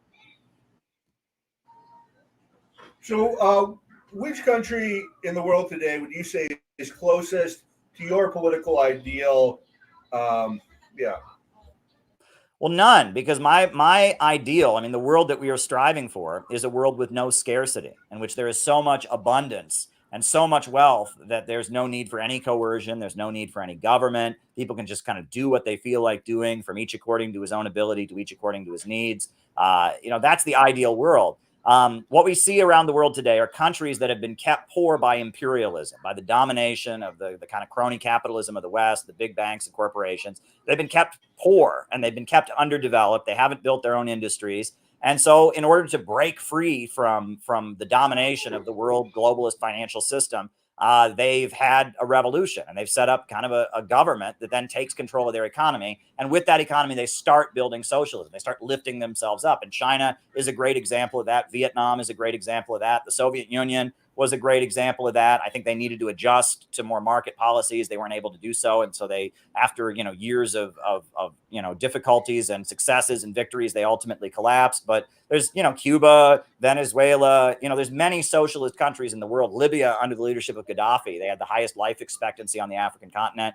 There's many countries around the world that have broken out of the domination of the Western financial system and then built themselves up with a centrally planned economy. But they all still have a long way to go. I mean, none of them are at the level that the West is at, because they're making up for lost time. They've been kept underdeveloped for so long. And then almost immediately as they have the revolution, then the West attacks them and wages war against them and tries to lock them out of the economy with sanctions, et cetera. So, none of these countries are my ideal. And that socialism, it's not like a blueprint. It's not like we sit here and we dream up the perfect society. It's based on real social forces. It's based on what really exists and how you can change it. You don't get a blank piece of paper on the day after the revolution and just write whatever you want on it, right? Cuba had a revolution, but it was still a deeply poor country. Well, what could they do? Well, they built a healthcare system. They eradicated homelessness. They electrified the country. But I mean, they're still a very poor country. They have a long way to go. But compared to the other countries in the region that are still dominated by Western capitalism, they're doing pretty well. And that's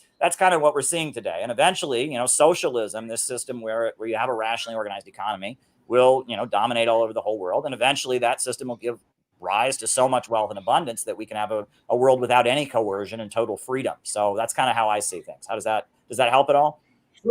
Yeah, absolutely. Some socialists like Richard Wolff, I would say a lot of socialists these days, advocate for direct worker ownership of the means of production. Maybe you do as well. What is your thought on? I'm not. That's okay. Go ahead. You do it, Don. I don't want to put any words in your mouth. What is your thought on that model of socialism as a means to transition to communism? Well, I'm not against it, but it's not socialism, right? Because the essence of capitalism is production for profit. And if those profits are shared by all the employees, it's still capitalism, right? And you would still, you'd want machines to eliminate jobs, because then if there's fewer workers, you get a bigger share. A worker cooperative might pollute the environment to make more profits for itself. A worker cooperative, imagine that the military corporations were all worker cooperatives. Then the workers would want to have more wars so they could make more war profits. The problem is production for profit. In a socialist society, worker cooperatives are very successful. Huawei Technologies, that's the biggest telecommunications manufacturer in the world. Huawei Technologies is a cooperative under Chinese law, and Harvard Business Review actually called it the greatest example of profit sharing working. It's a huge corporation, and they're a cooperative, right? And there are many cooperatives in Nicaragua. There are many cooperatives in Venezuela and in Vietnam and in other socialist countries. So I'm not against it, but that's not the essence of what socialism is. And that's where I would disagree with Richard Wolff. Richard Wolff's a friend of mine. I like a lot, and I've learned a lot from him, but he focuses on this workplace democracy stuff, and he's missing the big picture, which is production organized for profit. He's a great communicator, and I think that a lot of what he focuses on is, instead of, sort of pure theory, he's just trying to get the message to the public, in a way that's relatable. And I don't want to say dumbed down, but maybe dumbed down. Yeah. I used to be in the office with him when we had a studio in New York City. He was an RT commentator. I'm an RT reporter. And so we hung out many afternoons and talked about all this stuff. And, he's been doing things a long time. I really like Richard Wolff. He's a really good guy. really good guy. And one thing I really like is that he defends, even though it's not his understanding of socialism, he's into the worker cooperative thing. He will defend China. He will defend the Soviet Union. I really appreciate that. I think that's a good thing that he does. He does say that the idea that those societies were just complete failures, that's malarkey. And I think that's a really good thing for him to say. So I like that about him a lot. And, he recommended I read the book Theories of Surplus Value, which is a very, very, it's like the third volume of Capital by Marx. And I really enjoyed that. So I've learned a lot from Richard Wolff. I don't discount his work, but his emphasis on workplace democracy, that's a little bit different than I see things. That's more from like the syndicalist, tradition. I'm from the Marxist-Leninist wing of things. So, yeah. And you mentioned earlier, in your ideal society, it's a society without coercion.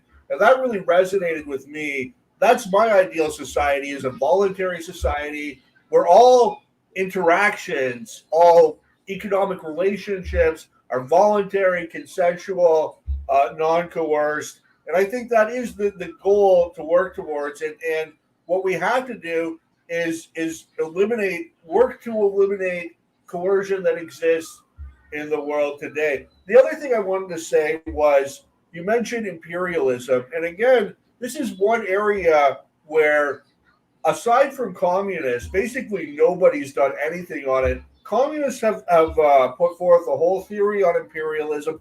I disagree with it. I have an alternate explanation, but it's such an important phenomenon and one that needs to be studied, and nobody is even studying it. So it's absolutely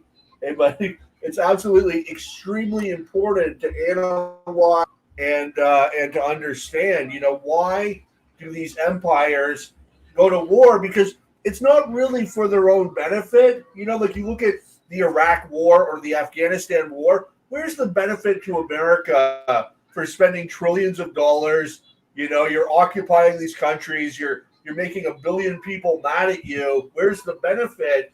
I'll tell you where the benefit is. Now, a country, Iraq, that used to export a huge amount of oil has been blown to bits. And every ounce of oil that people used to buy from Iraq, they now have to buy from ExxonMobil, BP, Shell, and Chevron. Yeah, you have to imagine this is like a business. There's a guy who sells tires on one side of the street, and there's a guy who sells tires on the other side of the street. So the one guy goes to the other side of the street and he burns the business down. I mean, that's basically what happened, right? Iraq was an independent country that was a competitor with big oil, and now it's been leveled, and now everyone has to buy from the tire store that's still open. That's what imperialism is. It's about dominating the markets and getting rid of competition. That's why they hate Huawei technologies in China. That's why they hate Russia, because Putin fixed their economy by selling oil and gas on the international markets. They just don't want competition. It's about dominating the market and clearing the market and destroying and beating down any competitor. Yeah, and that's such a tremendous cost to human life. I mean, between the sanctions, both Gulf wars, Saddam Hussein was a bad guy. Don't get me wrong. What he did with the Kurds, horrible. But I mean, we're talking about millions of people that died either in the conflict or, as a result of malnourishment, or they blew up the hospitals and then you died from an infection because there was no. I mean, Iraq used to be one of the more developed countries in the Middle East. And right. I mean, they didn't blow up Iraq because of the bad things Saddam did. They blew up Iraq because of the good things he did, because he built Iraq with socialism. He took that oil and he made it, the Iraqi State National Oil Company, and he used that oil money to build schools and build hospitals and electrify the place. And they couldn't have that. And he also sent money to the Palestinians to fight against Israel. They couldn't have it. And so they blew Iraq to bits. First, they played Iraq and Iran against each other. Those are two, revolutionary governments. One's a Shia Muslim government. One was a Ba'athist Arab socialist government. They played them against each other. And the USA was funding both sides in that war. And at least 1 million people died. And then the USA put sanctions on Iraq, in the 90s, and starved millions of people and prevented them from getting food and medicine. And then they went in there and blew the country to bits. And it has a huge cost in terms of human life, but it means huge profits for the big oil companies and banks and monopolies that dominate the world. The only way they can stay at the top of the world is to beat down and destroy any competitor that might emerge. And that's why they hate the BRICS. That's why they hate China. That's why they hate Russia. That's why they hate Venezuela. That's why these countries tend to be oil-based countries, countries, because oil is the most important commodity in the world economy. Like anything you buy is oil. Plastic is oil. You get on a car, that's oil. You get on an airplane, that's oil. Oil is a vital commodity, and they control it. The big banks on Wall Street, BP, Shell Oil, Chevron, ExxonMobil, those are oil banks. BP is basically HSBC Bank. Chase Bank, that's ExxonMobil. It's JP Morgan Chase, and it's basically the Rockefellers and ExxonMobil. And they want to control the world, and they don't want any competition, and they want all the profits to flow into their hands. That's what it's about. Imperialism is economic in its root, and they want to reduce the population, and they have no problem spending our tax money to do it. They have no problem destroying people's lives. They want to stay at the top of the pyramid at all costs and rake in profits from all over the world. We can even go back a little bit earlier, 1953, with Mossadegh being elected in Iran, and he wanted to nationalize the oil supply. And what did they do? Kermit Roosevelt, with the CIA and with the assistance of the British, they paid crowds to protest in Iran, and they basically overthrew him and reinstated the Shah. I mean, the Shah was always around, but he was sort of in a power struggle with Mossadegh, and they basically installed the Shah. He had some real human rights abuses, and as a result, this led to the Khomeini Revolution and the present situation today. And I don't know if you watch the GOP debates at all, but I saw some of them. They were basically all saying, let's bomb Iran, let's bomb Iran. And it was just disgusting to me. Luckily none of them have a chance, as far as I can tell, of becoming president. But if they did, that would be a frightening thing. I mean, absolutely. Well, listen, it's been fun. I think you and I agree on a lot more than we realize. And I'm really glad you came on. Thanks for coming on and giving me your thoughts on things. Best to your family in the Philippines. And, I'll open it up again sometime and have you on again. So thanks for coming on. Thank you so much for having me, Kel. I've had a great chat. Yep. Thanks. That was fun. That was great. That was a really fun conversation. Wow. And I've got a few more super chats to answer here. Yeah. All right. Okay. All right. So Kinky has a question about PSL. I don't want to do that one next. I want to do a couple ones, but I'll get to that. But Bilbo said, I'm very informative. Thank you, Bilbo. I do my best to know my facts. And, I get things wrong occasionally. Sometimes I'll say the wrong thing on these streams. And, if I make a mistake, feel free to correct me. Especially when it's coming off the dome and you're just kind of rattling things off. Sometimes you get things wrong, but there you go. I'm going to answer your question, Kinky. I'll get to it. I just want to answer a couple other ones first. People say that Hamas hides behind Palestinians. Well, that's bullshit. Because if you look at how densely populated Gaza is, they tell the Palestinians to leave. There's nowhere for them to go. Where is Hamas supposed to go? Right. Hamas is the elected government of Gaza. Right. And they are the group that is operating as kind of the armed self-defense of the Palestinian population. And where are they going to be except among the people? And they say they hide behind them. It's so densely populated. That's a ridiculous claim. If you want to know who hides behind people, look at the Ukrainian forces. They intentionally will put their missiles and weapons into civilian neighborhoods. They will intentionally do things like that. But they've got this whole vast Ukrainian countryside, whereas the Palestinians, Gaza is not a big place. Gaza is a very densely populated place. So there you go. That's my response to that. Robert Lawrence, he had a question and I need to answer it. Robert Lawrence asked me about propaganda film. So I don't know how many years ago was it? I think it was 2013, maybe 2012. A movie came out, it was all over the internet claiming to be a North Korean film. And this is Robert Lawrence sent me a direct personal super chat, and I'm answering this right now, Robert. So it's getting answered at 1:33. I'm answering your question. 1 minute and 33 minutes and 30 seconds into the stream. I'm answering your question, Robert. This movie came out, and it was called propaganda film, and it was claiming to be a North Korean film. describing the U.S. society and the U.S. media and its propaganda about the West. And it created a big stir on the internet. I watched it. I loved it. I noticed a couple weird things about it. There were a couple things that just didn't seem to line up with North Korean foreign policy, but, you know, it was okay. You know, I watched it a couple different places. I watched the film, and after a while, it was revealed the film didn't actually come from North Korea. The film actually came from, I think it came from Russia, if I'm not mistaken. I think the guy was a Russian filmmaker. And he made it under the guise of looking like a North Korean film to generate attention. It was a great critique of Western consumerism and Western capitalism. You know, it was very well made. It was very clever. The reason that I was suspicious of it was because it referred to the IRA, the Irish Republican Army, as Christian terrorists at one point, and that's not the position of North Korea. North Korea supports the Irish people in their freedom struggle.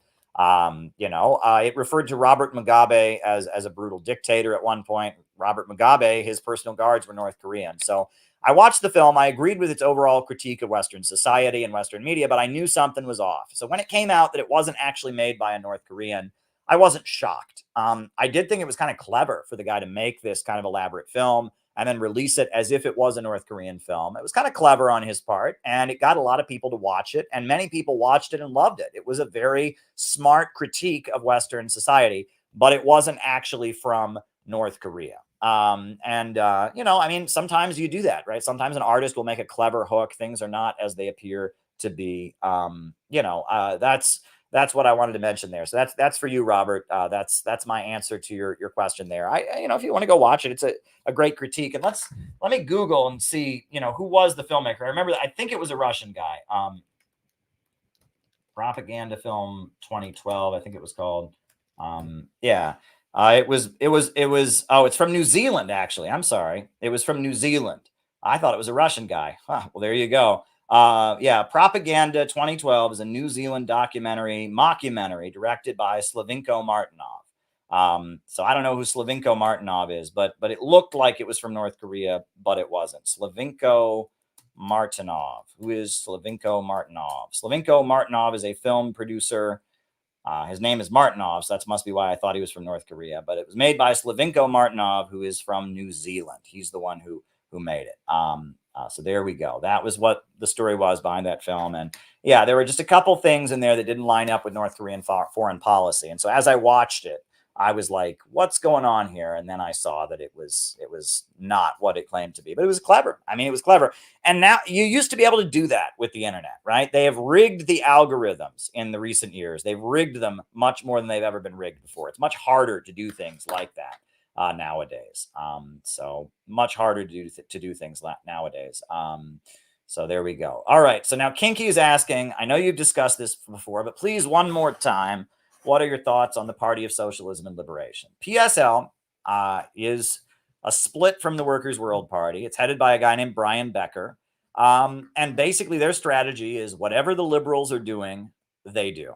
You know, if you want a good critique, go and watch a video from CPI member Sam Bismuth. He quit the PSL after he read the CPI's critique of PSL, and he said it was spot on. He was in the PSL for 2 years, and all they did was protest for abortion and protest against Kyle Rittenhouse. All right, that was all they did. And basically PSL's strategy is whatever the latest trendy liberal cause is, whatever the liberals are doing, they just do it louder. They reserve the permit, and they set up the protest stage. And if anyone wants to speak at the rally, they have to go through them. And they're the vanguard because they run the protest cage. That is their strategy. And all the super chats are on the list, by the way. So you haven't been missed if you send a super chat in. I'll get to all of them. But that is their strategy. That's the PSL strategy. You know, people joke that PSL stands for protesting stuff lots because just they organize protests around whatever the latest trendy liberal cause is.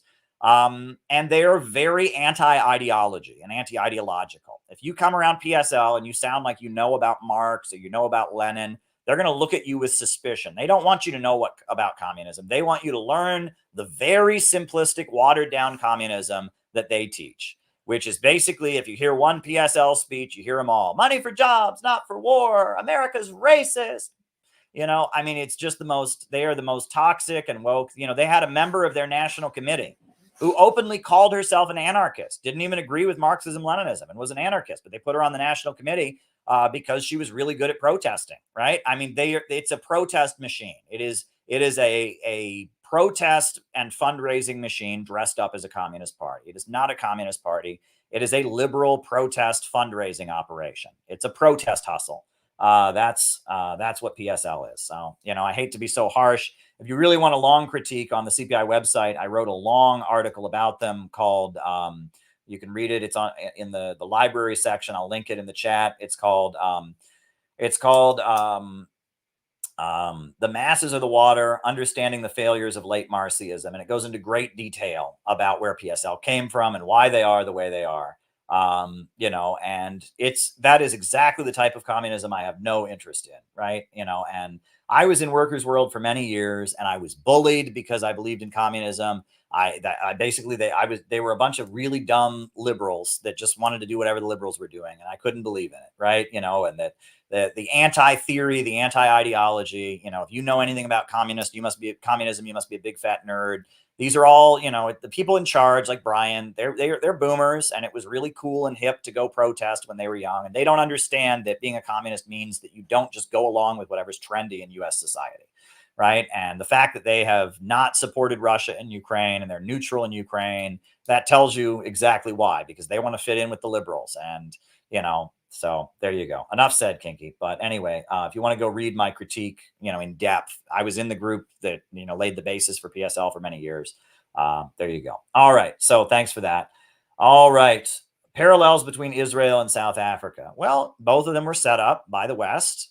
Both of them had settlers move in.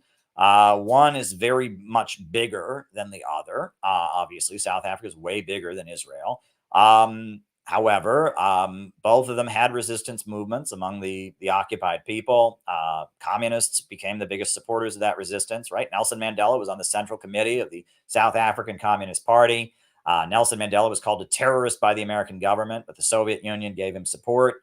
There are many similarities there's many similarities, right? That there was an apartheid. That's where the term apartheid comes from South Africa. There was an apartheid state, and then there's resistance among the population. I think, the difference is that the Palestinians have been largely kicked out of Israel, whereas in South Africa, the bulk of the African people remained in the country just as kind of semi-slaves. So there's a big difference there, right? But there are some eerie similarities. One thing they talked about is, when Israel was first getting started, they had sundown towns. That's, in South Africa, the African people would go and work in the white cities as laborers, but they could be arrested or maybe even killed if they were there after dark. And some of the early Israeli settlements had the same policy. The Palestinians, the Arabs could come work there, but then they could be killed or arrested if they were there at night, right? And that, there's some eerie similarities between the settler culture, right? What's also interesting is that, South Africa, a lot of the settlers there were admirers of Hitler. They were like far right white supremacists and stuff. But Israel, a lot of the people who settled Israel were leftists, right? They set up these socialist communes and stuff. But the nature of what they were doing made them reactionary, right? A lot of the people who set up Israel, the Haganah and the Labor Party, they thought they were building a socialist commune in the desert. And they were going to build this ideal utopian society. However, when they got there, they started colonizing the people there and treating the people who already lived there as, second-class citizens. And pretty soon it changed their worldview. You can say the same thing about Mormonism, actually. The Mormons, when they got out to Utah, it was going to be their big, socialist, they called it United Order. It was going to be this society with no oppression where everyone was going to share everything. But there were already people there called Native Americans, and they started kicking around the Native Americans. They invented justifications for persecuting the Native Americans, and that changes the nature of it. When you become a colonizer, when you become an oppressor, you can call yourself a socialist all day long, but you can't be that for very long, right? Because you're oppressing somebody. I think that, Israel, there's a lot of people who started Israel who thought it was going to be a socialist progressive country. But 1978, they elected Menachem Begin, and that changed the course of Israeli politics in a very dramatic way. And you look at what they are now with the Likudniks and Netanyahu running things. I mean, you can't maintain your socialistic and progressive values if you're exploiting and oppressing people. You just can't. right? And that's one thing that I think, we can learn from that. Whereas South Africa never had any socialistic pretenses. South Africa was always a white settler colonial state. I mean, it always understood itself to be a white supremacist place. So there you go. There you go. All right. Do you support Maduro's Guyana move? Yeah, I do, because the oil in that land is not benefiting the people of Guyana. It's benefiting Shell Oil and BP and ExxonMobil, and the people there are not benefiting from it. And that border was drawn by the British Empire, and yeah, I don't respect the British Empire's border, and I don't respect the right of Shell Oil and ExxonMobil to get rich off of the oil. I want the people living on that soil to benefit from it. And the only way that's going to happen is if Venezuela's socialist government moves in. So, I think that would be to the benefit of the population there. And it would cut into the profits of ExxonMobil, BP, Shell, and Chevron, and the big corporations in the West. Guyana is functioning at this point as a vassal state for Western imperialism. So, Venezuela moving their border back to where it used to be before the British forcibly changed it. I ain't got no problem with that. I hope it doesn't spark a war, and I hope, but at the same time, I mean, Venezuela has been so attacked and so, pummeled and sanctioned and et cetera. And, those borders were drawn by the British Empire, and the oil there is not benefiting the people who live in that area. So, having the people there benefit from the oil beneath their feet would be good. So there you go. There you go. All righty. Hegemony is not an ideal, but a natural force. Hegemony meaning one faction having dominance. Look, it's all rooted in scarcity. It's all rooted in scarcity, right? At the end of the day, as long as there's not enough for everybody, people are going to need to hoard. There's going to be some who have and some who have not, right? And that the state, social hierarchies, these kinds of things are created by scarcity. And the answer to overcoming them is abundance, right? And it's not just some intrinsic problem with human nature. It's rooted in the fact that there's not enough to go around. And you'll notice that as we move toward a higher mode of production, our society has become much more open and egalitarian. And that's something I've always maintained. So there we go. All right. West Germans and the U.S. gave Saddam chemical weapons, knowing he would use them against the Kurds. That is true. And that was, big hypocrisy on the part of the West, right? What's the only country in the world that's used nuclear weapons, for Christ's sakes? What's the only country in the world that has used nuclear weapons, that has loads of chemical weapons? Where did all that anthrax that came, from the anthrax scare, where did that come from? What about these bio labs they're building? There's a huge amount of hypocrisy there. Look, I do think Saddam Hussein was an anti-imperialist, but I do think he committed horrendous crimes against the Iranian people. I mean, his record was mixed, right? And that we're not seeing the world in terms of good people versus bad people. We're seeing the world in terms of existing social forces that are contending with each other. That's how we understand these things. So there we go. Yeah. Dugan's traditionalism versus Marxism. Well, I mean, I've read Julius Evola and his traditionalist thought, which is recommended by Dugan. And I mean, look, there are some things that Dugan says I just don't agree with. I mean, when he says there's no historical progress, I strongly believe in historical progress. Historical progress is the center of my worldview. But Dugan is right in that anti-imperialism in our time has a traditionalism to it, and that the breaking apart of society and tradition in order to foment chaos is a vehicle that the imperialists are using. And it often has a liberal cover, how they do it, right? They're going around the world promoting just absolute freedom. They're tearing apart relations. They're atomizing people, right? With social media, people's families and people's relationships are breaking apart. So there is, an element in what they're saying that is very, very true, that they are using social atomization and the breaking apart of traditional and collective structures in order to advance them. That's what I would take from Dugan. But as far as his kind of reinforcement of traditional conservatism stuff, I've got no problem with gay marriage. I've got no problem with abortion. Well, I mean, I might think abortion's wrong, but I still believe it should be legal. And I'm not a social conservative. It's all over Twitter. I keep seeing people tweet out that I'm a social conservative. How? Name one social conservative position that I take.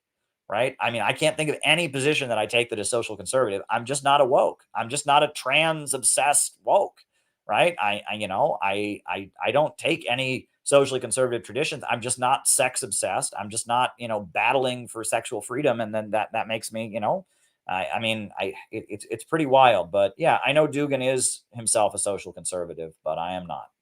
All righty. There we go. Thoughts on Tulsi Gabbard? Is she a Bonapartist? Well, Bonapartism just refers to divisions in the ruling class, one faction in the ruling class seizing power on trying to use the state to stabilize the economy. Tulsi Gabbard represented one faction, really of the military, I wouldn't even say of the ruling class, that favored cooperating with Russia in particular, was less hawkish on Korea and other countries. But in particularly wanted to cooperate with Russia when it came to anti-terrorism. Didn't agree with U.S. foreign policy in Syria. Thought that Russia was a useful ally in fighting, extremist groups like Al Qaeda and Al Nusra and groups like that. But she's very pro-Israel, and in light of the situation in Israel, she has just completely gone into the pro-war camp, and it's very disappointing.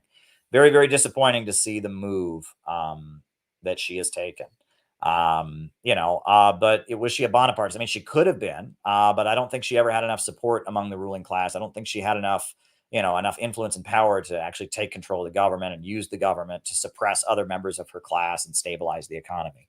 Bonapartism is not an ideology. It's not a way of viewing things. It's a process. When capitalism breaks down, the capitalists begin fighting with each other and trying to stabilize the economy. And that's called Bonapartism. And there's all kinds of different Bonapartists. Fascism is a form of Bonapartism. You have Roosevelt, you have progressives. I mean, there's different forms of Bonapartism. But it's just defined as capitalists fighting against each other. That's what Bonapartism means. All righty. Okay. The propaganda is largely inspired by The Target Is Your Brain, a great Soviet documentary from the 1980s, and it's on YouTube. Great. I'll give it a watch. I would like to watch that. I think I may have seen clips of that possibly over the years. Yeah, I'll have to check that out. The Target Is Your Brain, a Soviet documentary from the 80s.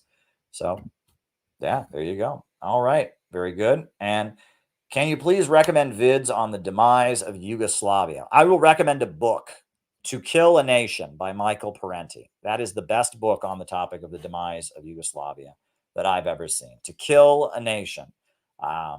That's Michael Parenti's book on the overthrow of socialist Yugoslavia. It's a very, very good book, and I would recommend it. So on that note, folks, that is the last super chat. I guess I'll check to see if... Oh, there's Rumble rants.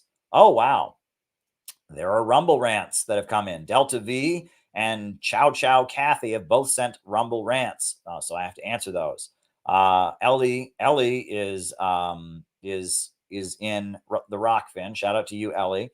She's here babysitting the troll and listening on delay. Well, glad you're here.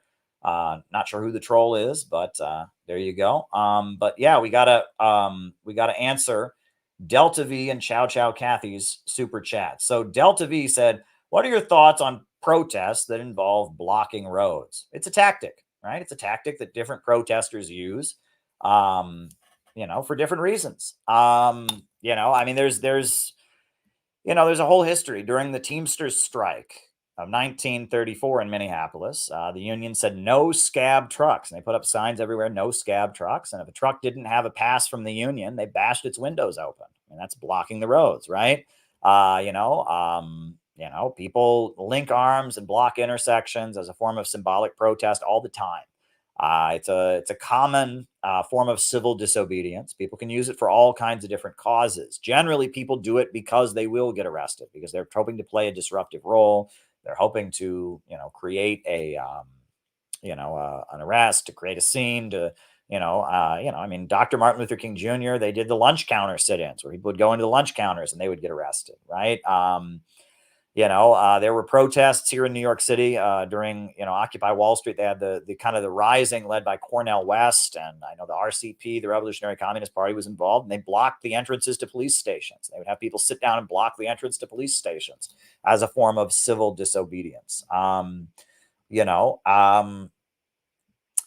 You know, it's a form of protest when people block roads. I see Robert has a super chat. I'll get to that next.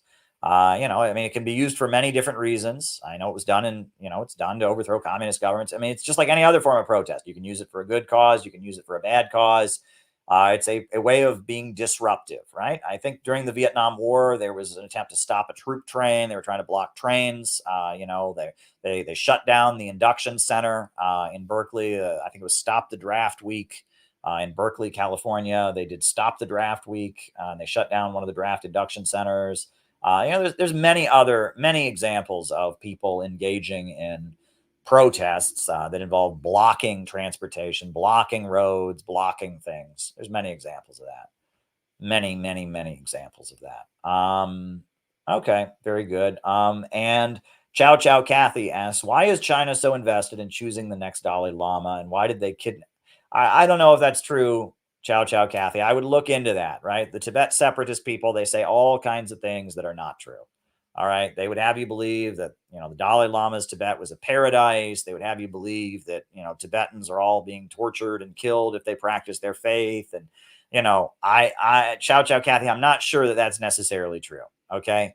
I know that, you know, China is very, very opposed to Tibet separatism, and that they want to make sure that Tibet separatist movements don't take root, and that, there was an ugly civil war in Tibet, right? The Tibet Civil War involved 500,000 people dying, and healthcare clinics being burned, and literacy volunteers being killed. And, you know, the Tibet Civil War, where the US government was airdropping Tibet separatist forces, it was very, very ugly. There was a group of Chinese soccer players who refused to play when they saw the audience in Germany who came to their game unfurling the Tibet flag. And I wrote an article about that. And I said, look, how would a group of American athletes feel if somebody unfurled the Confederate flag? Because that's what that symbol is, breaking apart the country to preserve slavery. In this case, breaking apart the country to preserve serfdom, right? That's what the Tibet separatist flag stands for. It's a flag of serfdom. It's a flag of separating and breaking apart China.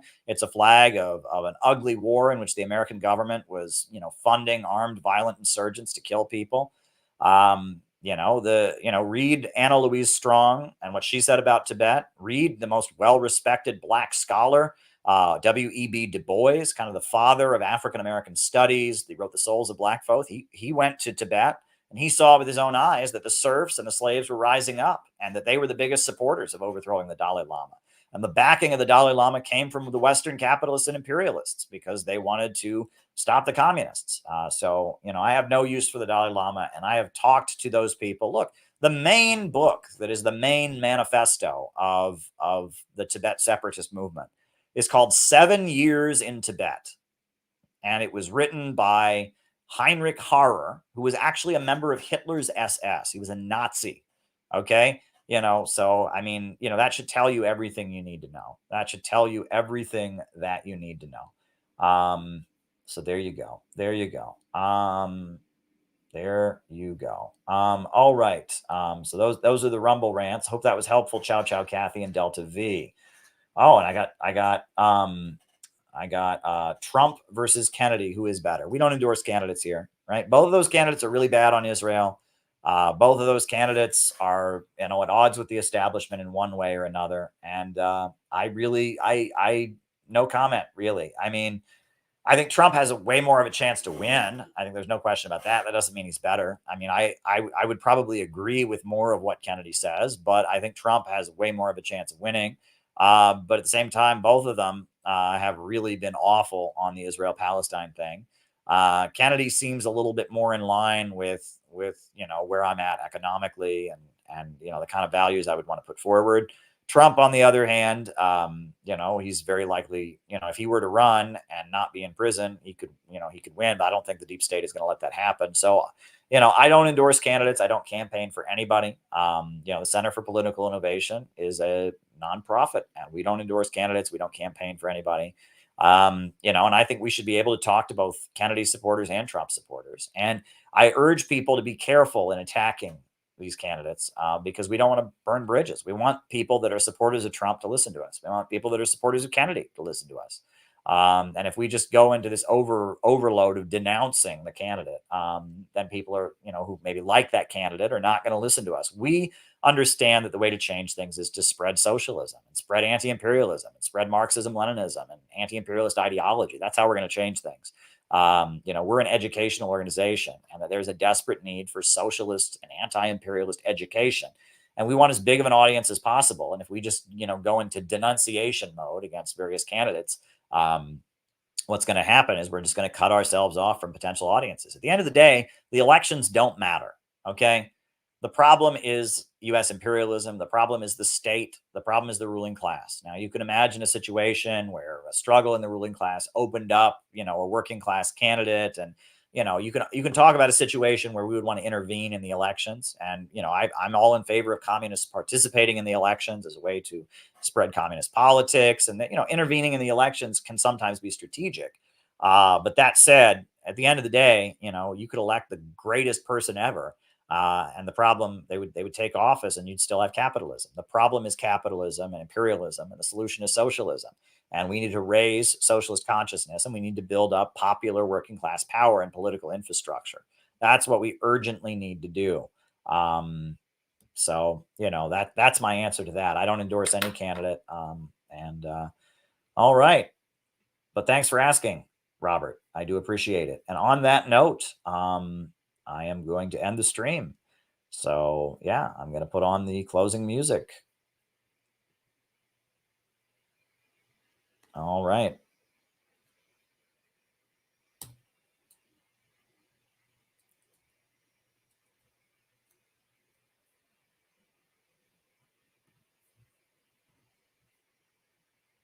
Upsurge in the struggle against U.S. imperialism is now emerging throughout the world. Ever since World War II, U.S. imperialism and its followers have been continuously launching wars of aggression. But the people of various countries have been continuously waging revolutionary wars to defeat their aggression. And while the danger of a new world war still exists, and the people of all countries must get prepared, revolution is the main trend in the world today.